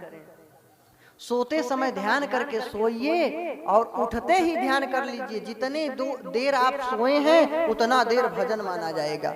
लेकिन महाराज सोते समय हम भगवान नहीं याद करते, दुनिया के फिजूल वार्ताएं, किसने क्या गाली दे दिया, किसने क्या चुगली कर दिया, फला को ऐसा किया, ढेगान को ऐसे किया, यही याद करते सोते हैं, यही याद करते जगते हैं। हाँ, जगते ही भगवान का स्मरण नहीं ना। बेड टी, उसका बिस्तर की चाय, ये चाय बहुत खतरनाक है। बड़ी इच्छाएं बढ़ी हुई हैं भाई, चाह, वाह, बिना चाय के नहीं जी सकते। ये चाह बड़ी खतरनाक है, वो चाय भी खतरनाक है, चाह भी। हाँ, जब तक चाह नहीं जाएगी तब तक आप चिंता से मुक्त नहीं होंगे। चाह गई तभी चिंता गई, चाह गई चिंता गई, मनुआ बेपरवाह, जिनको कछु न चाहिए सो जग साहंसाह, सो जग साहंसाह। चाह पैसों से आनों में आती रही, चाह बड़ी खतरनाक है भाई। चाह संसार की मत करिए, भगवान की करिए अगर कल्याण चाहना है तो। चाह पैसों से आनों में आती रही, चाह आनों से रुपया बनाती रही, चाह रुपयों से नोट बनाती रही, चाह नोटों से कोठी बनाती रही, और चाह कोठी में मोटर मंगाती रही, चाह मोटर से होटल में जाती रही, और चाह होटल में बोतल खुलाती रही, चाह क्या से न क्या कराती रही, चाह पाली है जो बेपीले हुए, चाह छोड़ी है जो बेरसीले हुए, चाह जग से लगी जी जरा हो गया, चाह जग से लगी जी जरा हो गया, और चाह हरि से लगी जी हरा हो गया, चाह हरि से लगी जी हरा हो गया। तो भगवान नारायण का सुंदर ध्यान करते हुए, चिंतन करते हुए सोइए, और फिर उठते ही उनका स्मरण कर लीजिए, आपका बेड़ा पार हो जाएगा। कम से कम इतना तो कर सकते। अब सोने में कौन सा काम करते हो, लेकिन सोते समय भी महाराज इनकी काम बंद नहीं होती। हाँ, दोपहरी में कोई दौड़ रहा है, कहाँ जा रहे हो? काम से जा रहे हैं। मई जून के महीने में सड़क पे दौड़ रहे, कहाँ जा रहे हो? काम से जा रहे। 12 बजे रात सड़क पे, कहाँ जा रहे हो? काम से जा रहे हैं। राम राम राम राम। प्रातः काल उठ के कहाँ जा रहे हो? काम से जा रहे हैं। अब फिर कहे काम से जा रहे हैं। राम नाम सत्य है। अरे तो काम से जाने से पहले राम के चले जाइए, नहीं कल्याण नहीं होगा। हम सभी लोगों की यही दशा है कि संसार का काम करते हैं और मिलना चाहते हैं भगवान से। सब काम करें संसार को, मिलन चाहे करता, कही रहीम कैसे बने दो तुरंग असवार। काम संसार का और मिलन चाहे करता। राम जी से मिलना चाहते हो? रहीमदास जी बोले कि कह रहीम कैसे बने दो तुरंग असवार। रहीमदास जी बोले कैसे दो घोड़ों की सवारी करोगे? दो घोड़ों की सवारी एक साथ नहीं हो सकती। तुलसीदास जी बोले नहीं हो तो सकती है, एक उपाय है। कहे क्या? बोले काम करे संसार को, काम करे संसार को, हरि से राखे टेक, काम करे संसार को हरि से राखे टेक। कह तुलसियों बनत है दो तुरंग रथ एक, दो तुरंग रथ एक। तुलसीदास जी बोले, रहीमदास जी बोले कि भाई दो घोड़ों की सवारी हो नहीं सकती। तुलसीदास जी बोले हो सकती है, एक उपाय है। बोले क्या? कि काम तो संसार का करे लेकिन हरि से राखे टेक, मन से भगवान का चिंतन करता रहे। तो तुलसीदास जी बोले कि दो घोड़ों की सवारी हो सकती है, बस एक काम करना है कि रथ एक हो, लक्ष्य एक हो, रथ आपका एक हो। इस शरीर रूपी रथ को भगवान की ओर चलाइए, मन को भगवान को सौंप दीजिए। जिंदगी की हाँ बागडोर सौंप दीनानाथ ने। तो जब आप एक रथ कर लेंगे, एक लक्ष्य बना लेंगे भगवान की ओर, तब आप काम संसार का करते हुए भी बंधन में नहीं रहेंगे। तब दो घोड़ों की सवारी भी हो जाएगी, संसार का भी काम कर लेंगे और भगवान की भक्ति भी हो जाएगी, भगवान के धाम भी पहुंच जाएंगे। और भगवान का दिव्य धाम है, साधारण नहीं। गीता जी के 15वें अध्याय के 6ठे श्लोक में भगवान ने स्वयं कहा है कि अर्जुन न तद भासयते सूर्यो न शशांको न पावकः यद गत्वा न निवर्तन्ते तद धाम परमं मम। जहाँ सूर्य चंद्रमा का प्रकाश नहीं जाता, स्वयं प्रकाशित है, स्वयं। वहां से जाने के बाद पुनः आना नहीं होता, वह भगवान का दिव्य धाम है। तो भगवान की ध्यान विधि बतलाए। इसी में कुछ अवतारों की चर्चा है, सृष्टि की उत्पत्ति का वर्णन है कि कैसे भगवान नारायण लीला करते हैं, मूल प्रकृति को प्रकट करते हैं योग माया को धारण करके। त्रिगुणात्मिका प्रकृति होती है, सतोगुणी तमोगुणी रजोगुणी।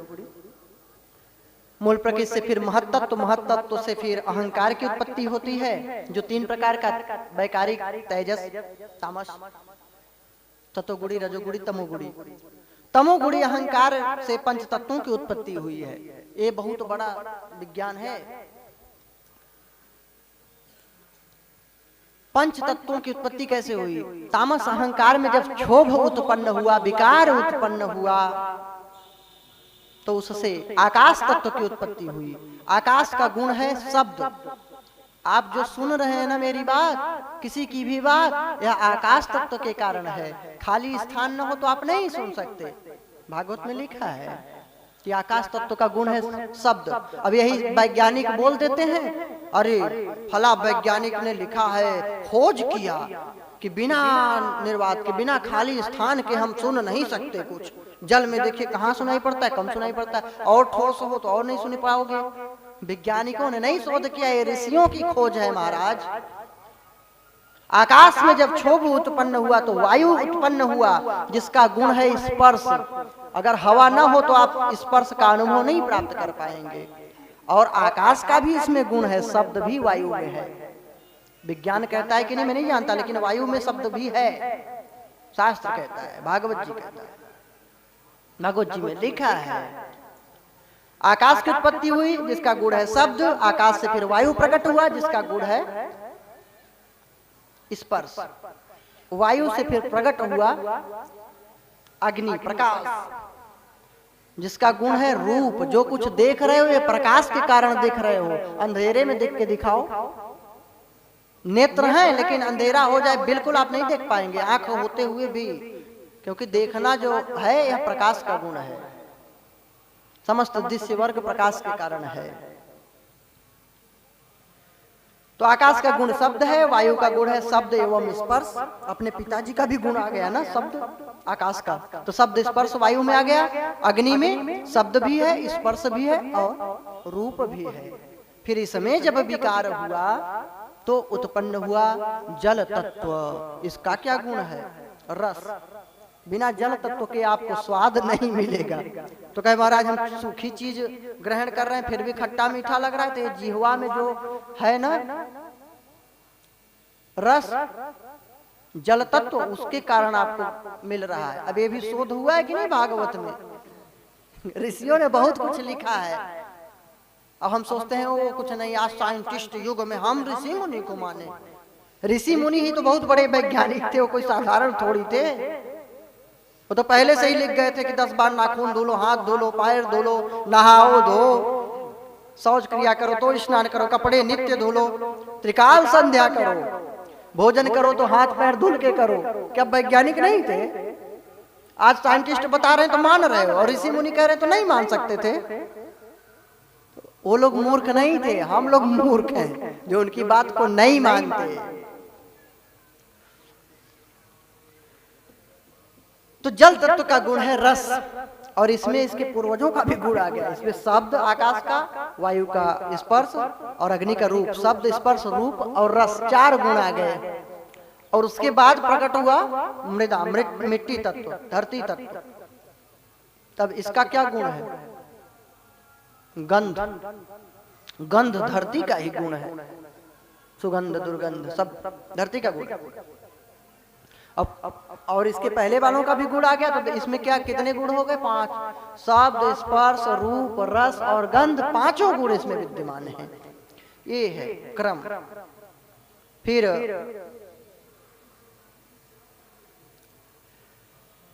राजसी अहंकार से इंद्रियों की उत्पत्ति हुई, और सात्विक अहंकार से उत्पन्न हुआ इंद्रियों के अधिष्ठात्री देवता उत्पन्न हुए, मन बुद्धि चित्त अहंकार ये सब प्रकट हुए। फिर भी जीव चल नहीं रहा था, भगवान नारायण चरणों में प्रवेश किए, आत्मा रूप से प्रवेश किए, तब ये जीव चराचर चलने लगा। बोले भक्त वत्सल भगवान की। और वापस इसी क्रम से सृष्टि का लोप भी होता है, जिसे प्रलय कहते हो ना। तो जब भी धरती नष्ट होगी, याद रखना जल ही नष्ट करेगा, क्योंकि जल से ही धरती प्रकट हुई है। जल विलीन कर देगा, समाप्त कर देगा धरती को। और जल जब भी नष्ट होगा तो कहां से जल आया है? अग्नि तत्व से जल की प्राकट्य हुई है, अग्नि से। हाँ, सूर्य अग्नि ही तो है, सोख लेता है जल को, वाष्प बन जाता है, फिर बादल, फिर वृष्टि। जब भी जल खत्म होगा सूर्य ही खत्म करेंगे, अग्नि में ही समा जाएगी जल। और अग्नि कहां? अग्नि तत्व खत्म हो जाएगी, वायु में विलीन हो जाएगी, वायु तत्व आकाश में विलीन हो जाएगा, आकाश तामस अहंकार में विलीन हो जाएगा, या महत तत्व में, महत तत्व मूल प्रकृति में, मूल प्रकृति भगवान नारायण में। अब फिर पुनः उसी प्रकार नारायण योग माया को स्वीकार करेंगे। मूल प्रकृति, महत तत्व, वैकारिक तामस राजस, 3 प्रकार का अहंकार, फिर यही पंच तत्व आकाश वायु अग्नि जल धरती, और सात्विक अहंकार से इंद्रियों के अधिष्ठात्री देवता, और राजस अहंकार से इंद्रियां, ये सब प्रकट होंगे। यही क्रम चलता रहता है। ये तो बहुत पहले ऋषियों ने लिख दिया। आप परेशान है सृष्टि की उत्पत्ति कैसे हुई, ये कैसे हुआ, ये कैसे हुआ, ये सब तो लिख गए ऋषि मुनि, शोध करके प्रमाणिक बिल्कुल मुहर लगा के चले गए। और जब भी वैज्ञानिक रिसर्च करते रहे, रिसर्च सर्च तो कर ही नहीं सकते, रिसर्च पुनः सर्च खोज करते हैं, तो अगर कर भी लेंगे ना तो यही पाएंगे, दूसरा कुछ उन्हें मिल ही नहीं सकता, क्योंकि कुछ है ही नहीं। जो लिख गए उसके अलावा कुछ है ही नहीं। चतुर्थ श्लोक की भागवत का वर्णन है द्वितीय स्कंद के 9वें अध्याय के 32वें श्लोक से 35वें श्लोक तक। अहमी वाशमेवाग्रे नान्यद यद सद सत परम पश्चादहम यदि तच्च यो वशिष्येत सोस्म्य हम। भगवान नारायण देखे कि ब्रह्मा जी मोहित न हो जाएं कि हम ही सृष्टि रचना करने वाले महान हैं, तो उनको दिव्य ज्ञान दिए कि मैं ही सर्वप्रथम था, बीच में मैं ही प्रकट हूं, अंत में भी मैं ही मैं रहूंगा, और कुछ सत असत कुछ भी नहीं बचेगा। ऋतेर्थम यत् प्रतीयेत न प्रतीयेत चात्मनि तद विद्यादात्मनो मायाम यथा भासो यथा तमः। जो माया के कारण हमको दिखलाई पड़ रहा है लेकिन है नहीं, जो न होते हुए भी दिख रहा है और होते हुए भी नहीं दिख रहा है, भगवान की माया है। ऋतेर्थम यत् प्रतीयेत न प्रतीयेत चात्मनि तद विद्यादात्मनो मायाम यथा भासो यथा तमः। यह अविद्या के कारण है। जैसे राहु क्या है नहीं, अंतरिक्ष में है लेकिन दिखता नहीं, छाया है, ऐसा साइंस बताता है। लेकिन कुछ है, ये तो मानता है कि ग्रहण लगता है छाया के कारण, लेकिन किसी के छाया के ही सही, लेकिन कुछ कारण मानता है कि छाया है। सूक्ष्म होते हैं ना, देव रूप हो गया ना उसका। आकाश मंडल में रहने वाले, अब बताओ, वैज्ञानिक लोग बोलते हैं तमाम जीवाणु हैं, बैक्टीरिया है जो सूक्ष्मदर्शी से दिखता है, कुछ उससे भी नहीं दिखता। तो देवता लोग और जो आध्यात्मिक आत्माएं हैं, शक्तियां हैं, वो आपको ऐसे आंख से दिखेंगी क्या? नहीं, है सब फर्जी। अरे बोलो कि हम नहीं जानते, हम वहां तक नहीं पहुंच पाए हैं, शोध जारी है, लेकिन ये ना बोलिए नहीं है, झूठा। चर्म चक्षुओं से सब कुछ नहीं देख सकते। अर्जुन को भगवान जब विराट रूप दिखलाए थे, बोले दिव्यम ददामि ते चक्षु, अर्जुन तुझे मैं दिव्य चक्षु देता हूं, नहीं तू मुझे नहीं देख पाएगा, भगवान कहते हैं। और हम इन आंखों से कहते हैं कि भगवान नहीं दिख रहा, नहीं है, झूठ, सब फर्जी। अच्छा, तो सब जो मर रहे हैं, जी रहे हैं, चांद सूरज अपने समय से प्रकट हो रहे हैं, धरती अपने समय से गतिमान है, वायु चल रहा है, सूरज पूरब में ही उदय हो रहा है, भौरे गुंजार कर रहे हैं, कलियां अपने आप खिल रही हैं। कौन खिला रहा है? कली को कौन खिला रहा है? फूलों में सुगंध किसने दिया है? पत्तों पर की डिजाइन चित्रकारी किसने किया है? बताओ, कुछ सोचा है? चांद सूरज अपने टाइम से, जैसे किसी ने टाइमिंग सेटिंग किया हो, अलार्म लगाया हो, बिल्कुल राइट टाइम प्रकट किसने बनाया है? आपका कोई आविष्कार अपने आप नहीं हो जाता, कंप्यूटर बिना चलाए नहीं चलता, कोई सेटिंग बिना किए नहीं चलती। कुछ करने के लिए कुछ लोगों की जरूरत पड़ती है।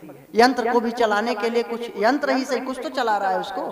अरे सूरज चांद सितारे अपने आप चल रहे हैं, अपने आप गतिमान हैं। महाराज, वो ईश्वर की चमत्कार है, वह ईश्वर की चित्रकारी है, वह ईश्वर की करिश्मा है नारायण श्री कृष्ण की। उसमें आप जैसे भक्त न भ्रम करें। ईश्वर ही है, भगवान ही है, भगवान भी है ऐसा नहीं, भगवान ही है और कुछ है ही नहीं। वदन्ति यत् तत्त्वविदस्तत्त्वं यज्ञान मद्वयम् ब्रह्मेति परमात्मेति भगवानिति सब्यते। वह परम तत्व है, परम सत्य है, जिसे भगवान कहते हैं भक्त लोग, ज्ञानी लोग ब्रह्म कहते हैं, योगी लोग परमात्मा कहते हैं। वही है, वही है, वही है। तो बोले माया के कारण जो सत्यवत है, दिख रहा है नहीं, और जो है लेकिन दिख नहीं रहा है, बोले मेरी माया है। हाँ, गीता जी के 18वें अध्याय में भगवान ने कहा नहीं, 61वें श्लोक में, ईश्वरः सर्वभूतानां हृदयेषु अर्जुन तिष्ठति भ्रामयन् सर्वभूतानि यंत्रारूढ़ानि मायया। सभी भूत प्राणियों को, जीवों को, जैसे मशीन को, यंत्र को कोई घुमाए, वैसे ही नारायण हृदय में बैठ करके घुमा रहा है। ये भगवान की माया है। यथा महान्ति भूतानि भूते सुच्चा वचस्वनु प्रविष्टान्य प्रविष्टानि तथा तेषु न तेष्वहम्। जैसे आप यूं समझिए इस श्लोक का भाव कि जैसे मिट्टी का घड़ा है, मिट्टी से बना है, लेकिन आपको दिखता नहीं है मिट्टी। दिखता है क्या? लगता है घड़ा मिट्टी है? नहीं लगता।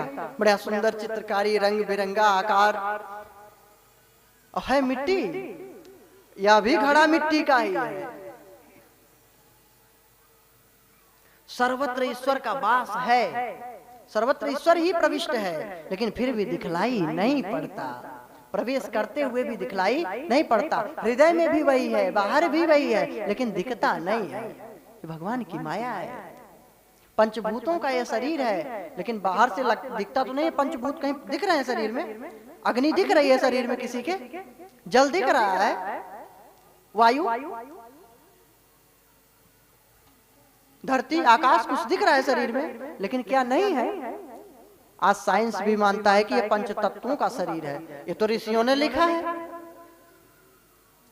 ये तो बहुत पहले से लिख दिए हैं ऋषि मुनि के, 5 तत्वों का शरीर है। दिखता नहीं है इसमें कुछ की है, लेकिन है।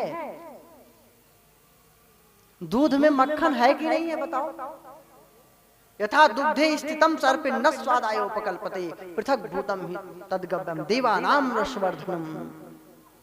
बताइए दूध में घी है कि नहीं है, मक्खन है कि नहीं? अगर है नहीं तो निकलता कैसे है? लेकिन दूध पियो, क्या घी की स्वाद मिलेगी? नहीं। उसी तरह प्रारब्ध के मंथन दंड को सत्कर्म की रस्सी से चलाइए। जो प्रारब्ध में भगवान ने लिख दिया है, जो हमारे प्रारब्ध भाग्य में है, उसको सत्कर्म करते जाइए, सत्कर्म की रस्सी से चलते जाइए। और जीव दुग्ध की तरह है, उसको चलाते जाइए, कभी न कभी इससे मक्खन प्रकट हो ही जाएगा, तब उसका स्वाद प्राप्त होगा। भक्ति रूपी नवनीत प्रकट करिए। तो पंच तत्व अंदर प्रवेश करता हुआ दिखलाई नहीं पड़ता, लेकिन है। उसी तरह ईश्वर सर्वत्र कण कण में व्याप्त है, लेकिन दिखलाई नहीं पड़ रहा है। वह तभी दिखलाई पड़ेगा जब ज्ञान दृष्टि होगी, भक्ति की दृष्टि होगी, नहीं तो दिखलाई नहीं पड़ेगी। एक ममता ही तो है, एक प्रेम ही तो है। एक छोटा सा बालक जो अपनी माँ को पहचान लेता है। नहीं, स्त्रियां तो सभी एक ही जैसी हैं, सर्वांग स्त्री के सबके वही। स्त्रियों के अंदर कोई परिवर्तन नहीं है, वही माताएं हैं। लेकिन बालक अपनी माता के पास जाता है, क्यों? क्योंकि वो माँ है, यह ममता उसके अंदर है, यह प्रेम है। इसी तरह भक्त जो होता है सर्वत्र ईश्वर को ढूंढ ही लिया करता है, ढूंढ लेता है वो। और जिस दिन यह ज्ञान का आवरण हटेगा तो उठ गया पर्दा दुई का, उठ गया पर्दा दुई का। दरमिया से देख ले, अब तेरी तस्वीर में हूँ, तू मेरी तस्वीर है। अब तेरी तस्वीर में हूँ, तू मेरी तस्वीर है। तो सर्वत्र ईश्वर ही व्याप्त है, लेकिन दिख नहीं रहा है। वो भक्ति की दृष्टि से दिखेगा। अन्वय और व्यतिरेक के द्वारा जाना जाता है। एतावदेव जिज्ञास्यम तत्व जिज्ञासुनात्मनः अन्वय व्यतिरेकाभ्याम यत्स्यात् सर्वत्र सर्वदा। जो तत्व के जिज्ञासु महापुरुष हैं, उन्हें सिर्फ इतना ही जानने की आवश्यकता है, इतना ही जान ले तो उनका कल्याण हो जाए। इसी भागवत जी में अत्र सर्गो विसर्गश्च स्थानम पोषण मोतय मनवंतर रेशानुकथा निरोधो मुक्तिराश्रय। सर्ग विसर्ग स्थान पोषण उति निरोध आश्रय मनवंतर, भगवान की कथाएं, मुक्ति आश्रय, ये सब का वर्णन है। बस यहीं पे दसम द्वितीय स्कंद जो 10 अध्याय का है, 10वें अध्याय का, इसको यहीं पे प्रणाम करते हैं, तृतीय स्कंद में प्रवेश करते हैं। महाराज विदुर जी और उद्धव जी का प्रसंग है, और अंधे धृतराष्ट्र को विदुर जी समझाते हैं, इसका भी वर्णन है। लेकिन वो कहाँ समझने वाला, दुर्योधन के मोह में रहता है। बाद में तो विदुर जी खुद ही त्याग कर चले गए उसको, क्योंकि वो केवल बाहर से ही अंधा नहीं था, अंदर से भी ज्ञान की दृष्टि नहीं थी। विदुर जी और उद्धव जी का प्रसंग है। मैत्रेय ऋषि से मिले हैं, आपस में धर्म विषयक चर्चा चली है, सृष्टि विषयक प्रश्न भी हुआ है। लोग जो है सुख के लिए कर्म करते हैं, लेकिन दुख ही पाते हैं। क्यों? क्योंकि वो जिसे सुख समझते हैं वह सुख होता नहीं है, और जो सुख होता है उसे वह सुख समझते नहीं। निरर्थक कर्म करते हैं। भाई हम अपने पत्नी के लिए, बच्चों के लिए, सब के लिए करते हैं, सबके लिए बड़े भाव से। मेरी बेटी, मेरा भैया, मेरा बाबू, सबके लिए बड़े भाव से कितना महंगा सामान भेंट कर दें, कितना सुंदर सा वस्त्र दे दें, कितना सुंदर सामान दे दें। और भगवान के पास जाते हैं तो पता है दुकान वाले से कहते हैं, भैया पूजा की सुपारी दे दीजिए, पूजा के लिए कपड़े दे दीजिए, दात दे दीजिए, इससे अच्छा चढ़ाओ ही मत।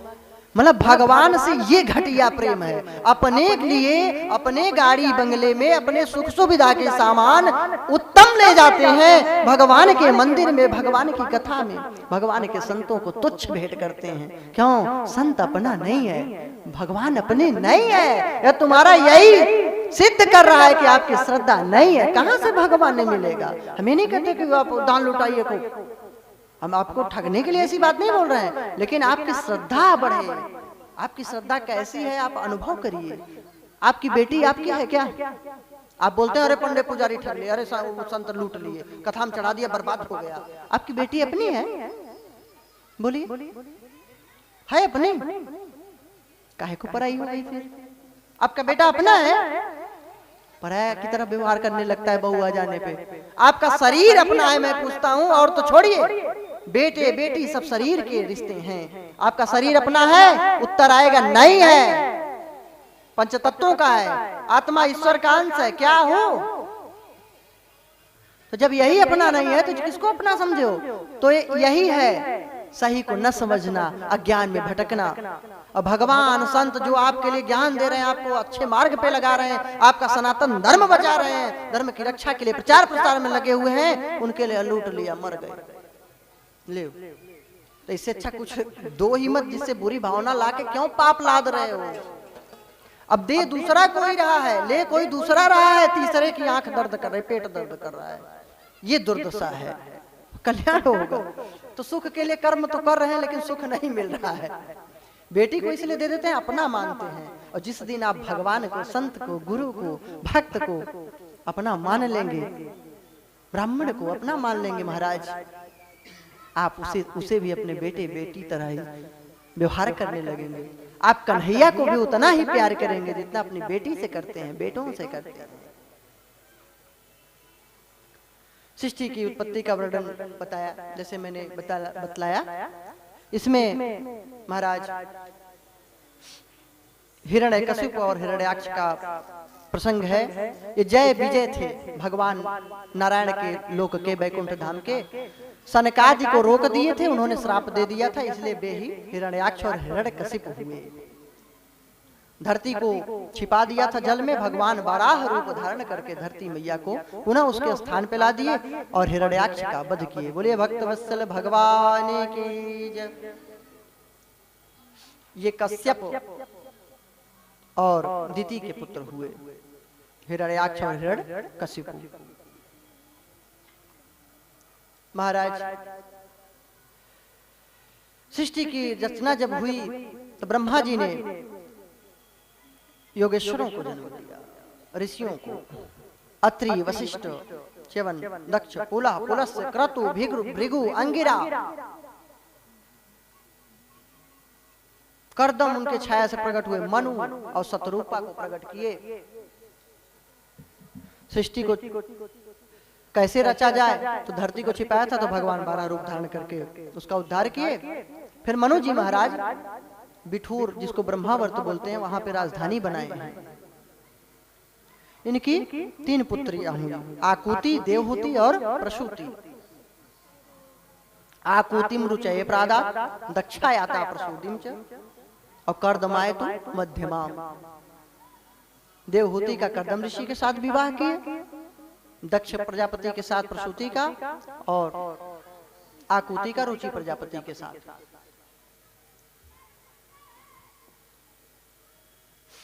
कर्दम जी यद्यपि विवाह नहीं कर रहे थे, लेकिन भगवान की लीला थी, इच्छा थी। भगवान बोले कि मैं तुम्हारे घर स्वयं बालक बन के आऊंगा, तो विवाह कर लिए। यथा समय 9 पुत्रियां हुई, 9 ऋषियों के साथ विवाह कर दिए। इन्हीं की पुत्री थी माता अनसुया, वशिष्ठ जी की पत्नी अरुंधति, इन्हीं की पुत्रियां थी, बहुत ही महान पुत्रियां थी। फिर उन्हीं के घर कपिल भगवान का प्रादुर्भाव हुआ। बोले कपिल भगवान की जय। अब कर्दम ऋषि तप करने चले गए। माता देवहूति ने बड़ा सुंदर ही प्रश्न किया है, बहुत ही सुंदर प्रश्न किया कि प्रकृति क्या है, पुरुष क्या है, माया से पार कैसे जाएं, जीवों का कल्याण कैसे हो, कैसे मुक्त हूं। भगवान कपिल ने सुंदर उपदेश दिया है कि माता चेतः खलवस्य बंधाय मुक्तये चात्मनो मतम, मुक्तये चात्मनो मतः। भगवान अब कपिल का मत है कि जो मन है यही मनुष्य के बंधन और मोक्ष का कारण है। जब यह मन भगवान में लग जाए, संतों में लग जाए, सत्संग में लग जाए, तो यह मुक्ति का द्वार खोलने वाला बन जाता है। और यही मन अगर कुसंग में लग जाता है तो नरक का द्वार खोल देता है। तो मैया साधु पुरुषों का संग कर, साधु कैसे होते हैं? बोले तितिक्षवः कारुणिकाः सुहृदः सर्वदेहिनाम अजात शत्रवः शांताः साधवः साधुभूषणाः। सहनशील होते हैं। हाँ, जैसे पर्वत नहीं होता, बूंद आघात सहाय गिरि कैसे, आघात सहाय गिरि कैसे, हल्के बचन संत सहजैसे, हल्के बचन संत सहजैसे।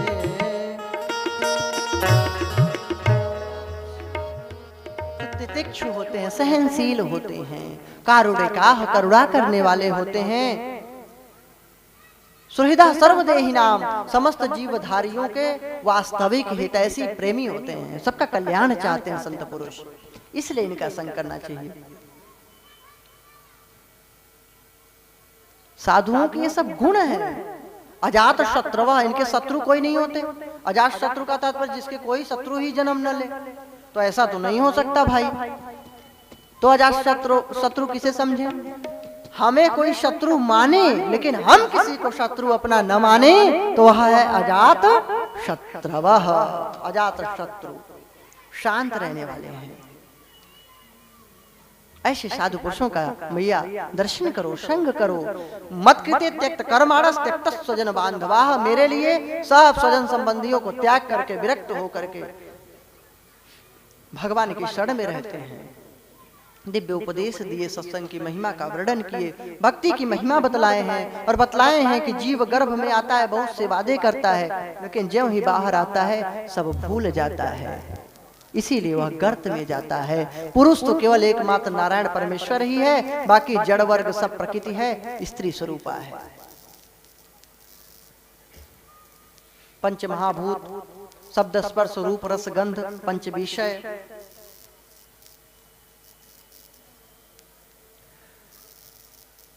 पंच तन मात्रा जिसको भी कह सकते हैं, और 10 इंद्रियां, 5 ज्ञान इंद्रियां, 5 कर्म इंद्रियां, मन बुद्धि चित्त अहंकार, ये 24 तत्वों वाला यह प्रकृति वर्ग है। इसमें आत्म तत्व जो है वही परमात्मा तत्व है, वही पुरुष है।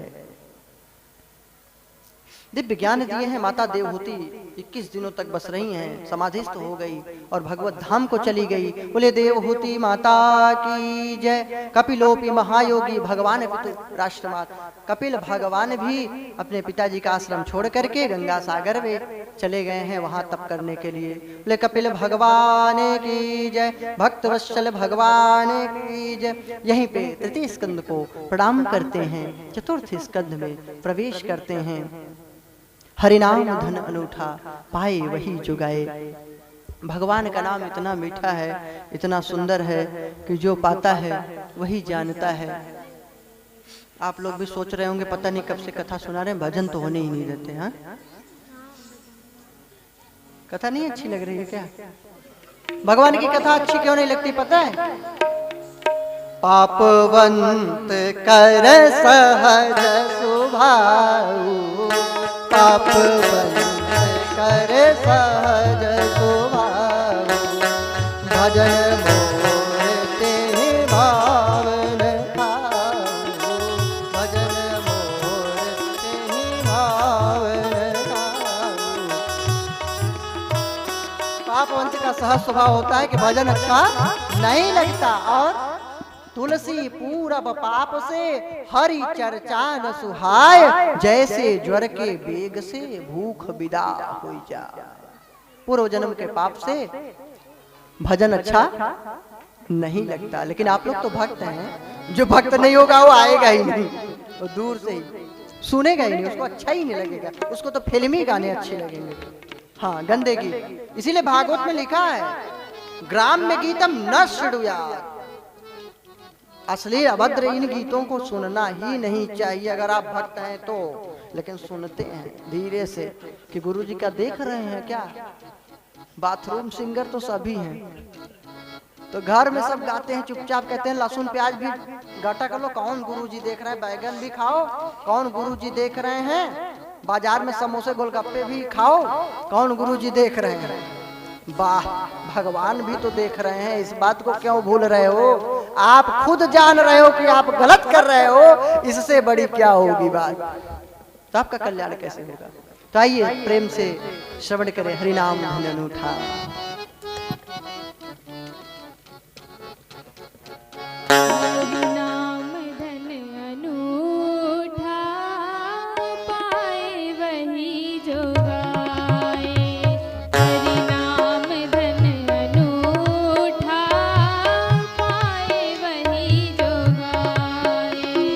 गाते हैं भक्त दिल से, गाते हैं भक्त दिल से, नैनों में आंसू आए।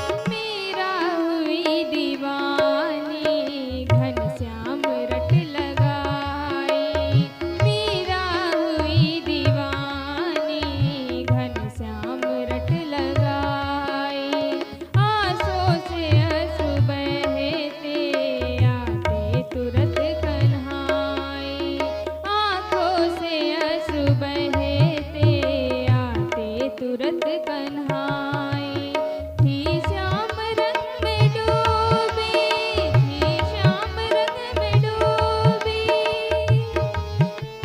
थी श्याम रंग में डूबी गिरधर सदा सुहाए हरि नाम धन अनूठा पाए वही जो गाए हरि नाम धन अनूठा पाए वही जो गाए।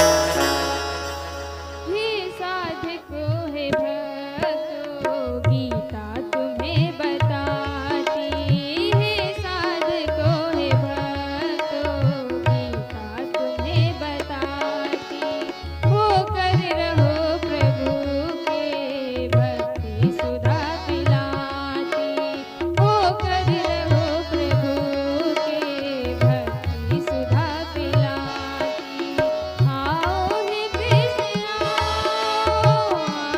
हे कृष्ण आओ देवदास रट लगाए हरि नाम धन अनूठा पाए वही जो गाए हरि नाम धन अनूठा पाए वही जो गाए गाते हैं भक्ति दिल से गाते हैं भक्ति दिल से नयनों में अश्रु आए हरि नाम धन अनूठा पाए वही जो गाए हरि नाम धन अनूठा पाए वही जो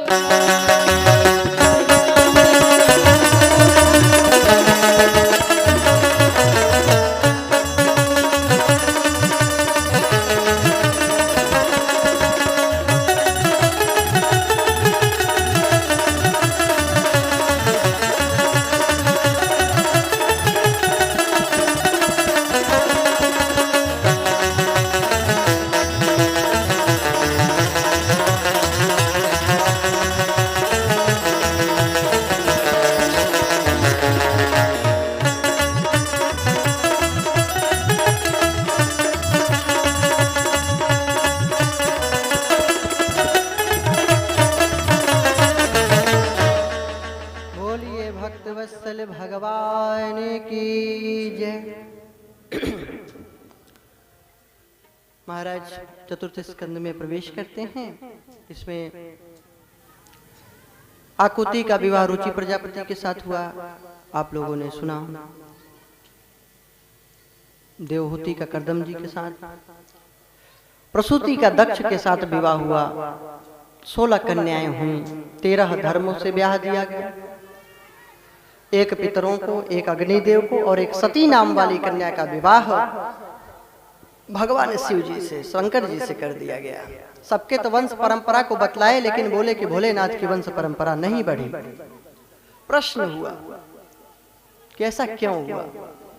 ये 49 अग्निदेव जो प्रकट हुए ना, ये जो स्वाहा नाम वाली कन्या थी दक्ष की, इसके पुत्र हुए 3, पवक, पवमान और सुचि।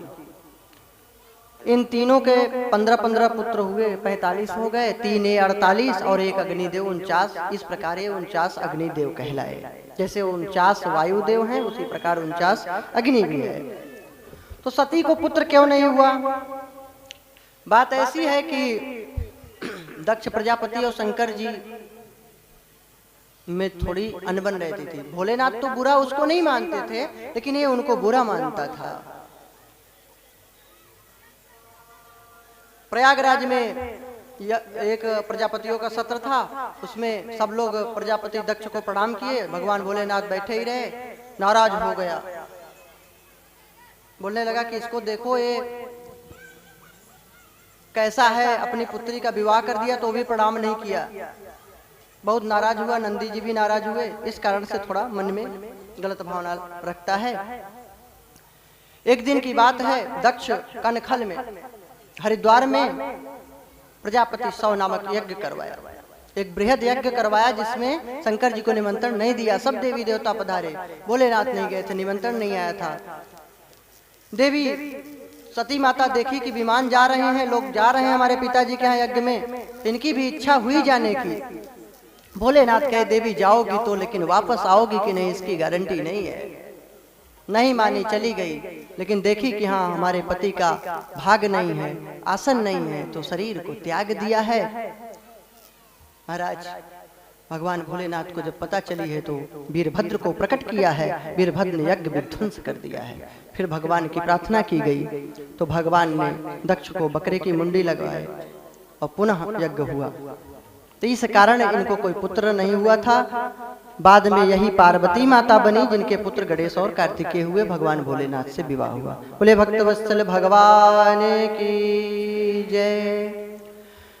महाराज मनु शत्रुपा के बारे में आपको बतलाया था। 3 पुत्रियां हुई, इनके 2 पुत्र हुए, उत्तानपाद और प्रियव्रत। उत्तानपाद के 2 रानियां थी, सुरुचि और सुनीति। एक का पुत्र था उत्तम और एक का पुत्र था ध्रुव।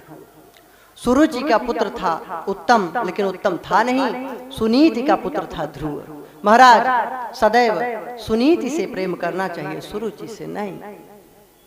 ध्रुव छोटा सा बालक था, जाना चाहा पिता की गोद में। एक दिन उठाकर गोदी से सुरुचि फेंक दी है कि जा जा तपस्या कर, तब तू मेरे आसन पे बैठेगा, मेरी गोदी में बैठेगा। तपस्या करके भगवान से प्रार्थना करके मेरे गर्भ से जन्म ले। दुखी हो गया, रोने लगा। मैया सुनीति समझाई है, लेकिन फिर भी ध्रुव वन की ओर चल पड़ा। नारद जी मिले, ओम नमो भगवते वासुदेवाय, यह 12 मंत्र प्रदान किए। वृंदावन की ओर चला गया ध्रुव। मधुवन में तपस्या किया। महाराज छोटा सा 5 वर्ष का बालक बहुत ही कठोर साधना किया। पहले महीने में 6 दिन पे कैथा और बेर के फल खा के तपस्या करते हैं पहले महीने। दूसरे महीने 9 दिन में 3 के पत्ते, 3 दिन पे 6 दिन में 3 दिन में पहले कपित था बदराशना त्रिरात्रांते। प्रथम महीने में 3 दिन पे कैथा और बेर खा के रहे। दूसरे महीने में 6 दिन में 3 के पत्ते खा के रहे। तीसरे महीने में 9 दिन पे जल पी के रहे। चौथे महीने में केवल 12 दिनों में श्वास लेते हैं। 5वें महीने में श्वासा को रोक दिए हैं। महाराज पूरे देवता लोग दुखित हो गए, कष्ट में पड़ गए, भगवान की शरण ग्रहण किए। भगवान ने कहा चिंता मत करो, एक छोटा सा मेरा भक्त तपश्चर्या कर रहा है, उसके प्रभाव से तुम लोगों की गति अवरुद्ध हो रही है, सांस नहीं ले पा रहे हो। मैं ऐसे छोटे से नन्हे से बालक को दर्शन देने नहीं, दर्शन करने जाऊंगा। बोले भक्त वत्सल भगवान की जय। भगवान स्वयं प्रकट हुए, दर्शन दिए और दिव्य स्तुति किया ध्रुव जी महाराज ने। और पुनः उनको राज्य पर अभिषिक्त भगवान ने आदेश दिया। 36,000 वर्ष तक वे राजा बने। और उत्तानपाद अपनी रानियों के साथ भजन करने लगे, मुक्त हुए। उत्तम भी मारा जाता है यक्षों के द्वारा। युद्ध हुआ है यक्षों का ध्रुव जी से, इसका प्रसंग है। कुबेर जी का वरदान है। 36,000 वर्ष राज्य करके ध्रुव जी महाराज दिव्य लोक को प्राप्त हुए। एक ध्रुव तारा के रूप में आज भी उत्तर दिशा की ओर में प्रकट तारा है, दिव्य अलौकिक, वही ध्रुव तारा है। सप्तर्षि गण उसकी प्रदक्षिणा किया करते हैं। वे ही ध्रुव जी महाराज हैं। और उनकी माता भी मुक्त हो गई। बस यहीं पे ध्रुव चरित्र को प्रणाम करते हैं। आगे कल आप लोग 2 से 6 पुनः कथा श्रवण लाभ प्राप्त करेंगे।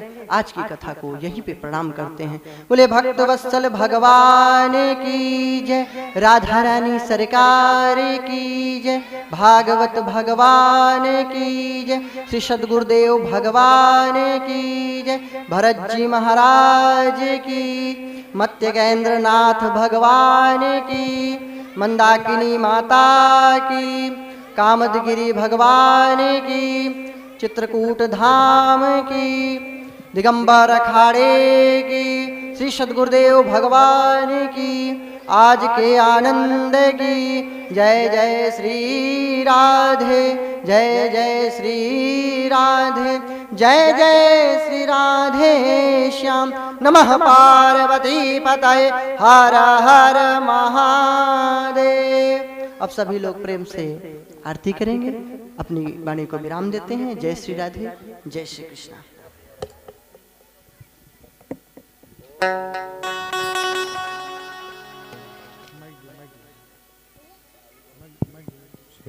श्रीराम कृष्ण त्वदीय पदपङ्कजबञ्जरान्ते अद्यैव मे विशतु मानसराजहंसा प्राणप्रयाणसमये कफवात पित्तैः कण्ठावरोधन् विधौ स्मरणं कुतस्ते। ॐ ज्वालामालिन्यै नमः। चन्द्रमा मनशो जातसक्षोः सूर्यो अजायत स्रोत्राद् वायुषप्राणसमुखात् अग्निरजायत। इदगुं हविः प्रजननं मे सुवीरगुं सर्वगणगुं सुस्तये आत्मशनि प्रजा शनि पशुशनि लोकशन्निभे शनि। अग्निः प्रजां बहुलां मे करोद्वन्नं पयोरेतो अस्मासु धत्त। आरती की जय सीतावर की, सहित संत सुर राधावर की। आरती की जय सीतावर की, सहित संत सुर राधावर की।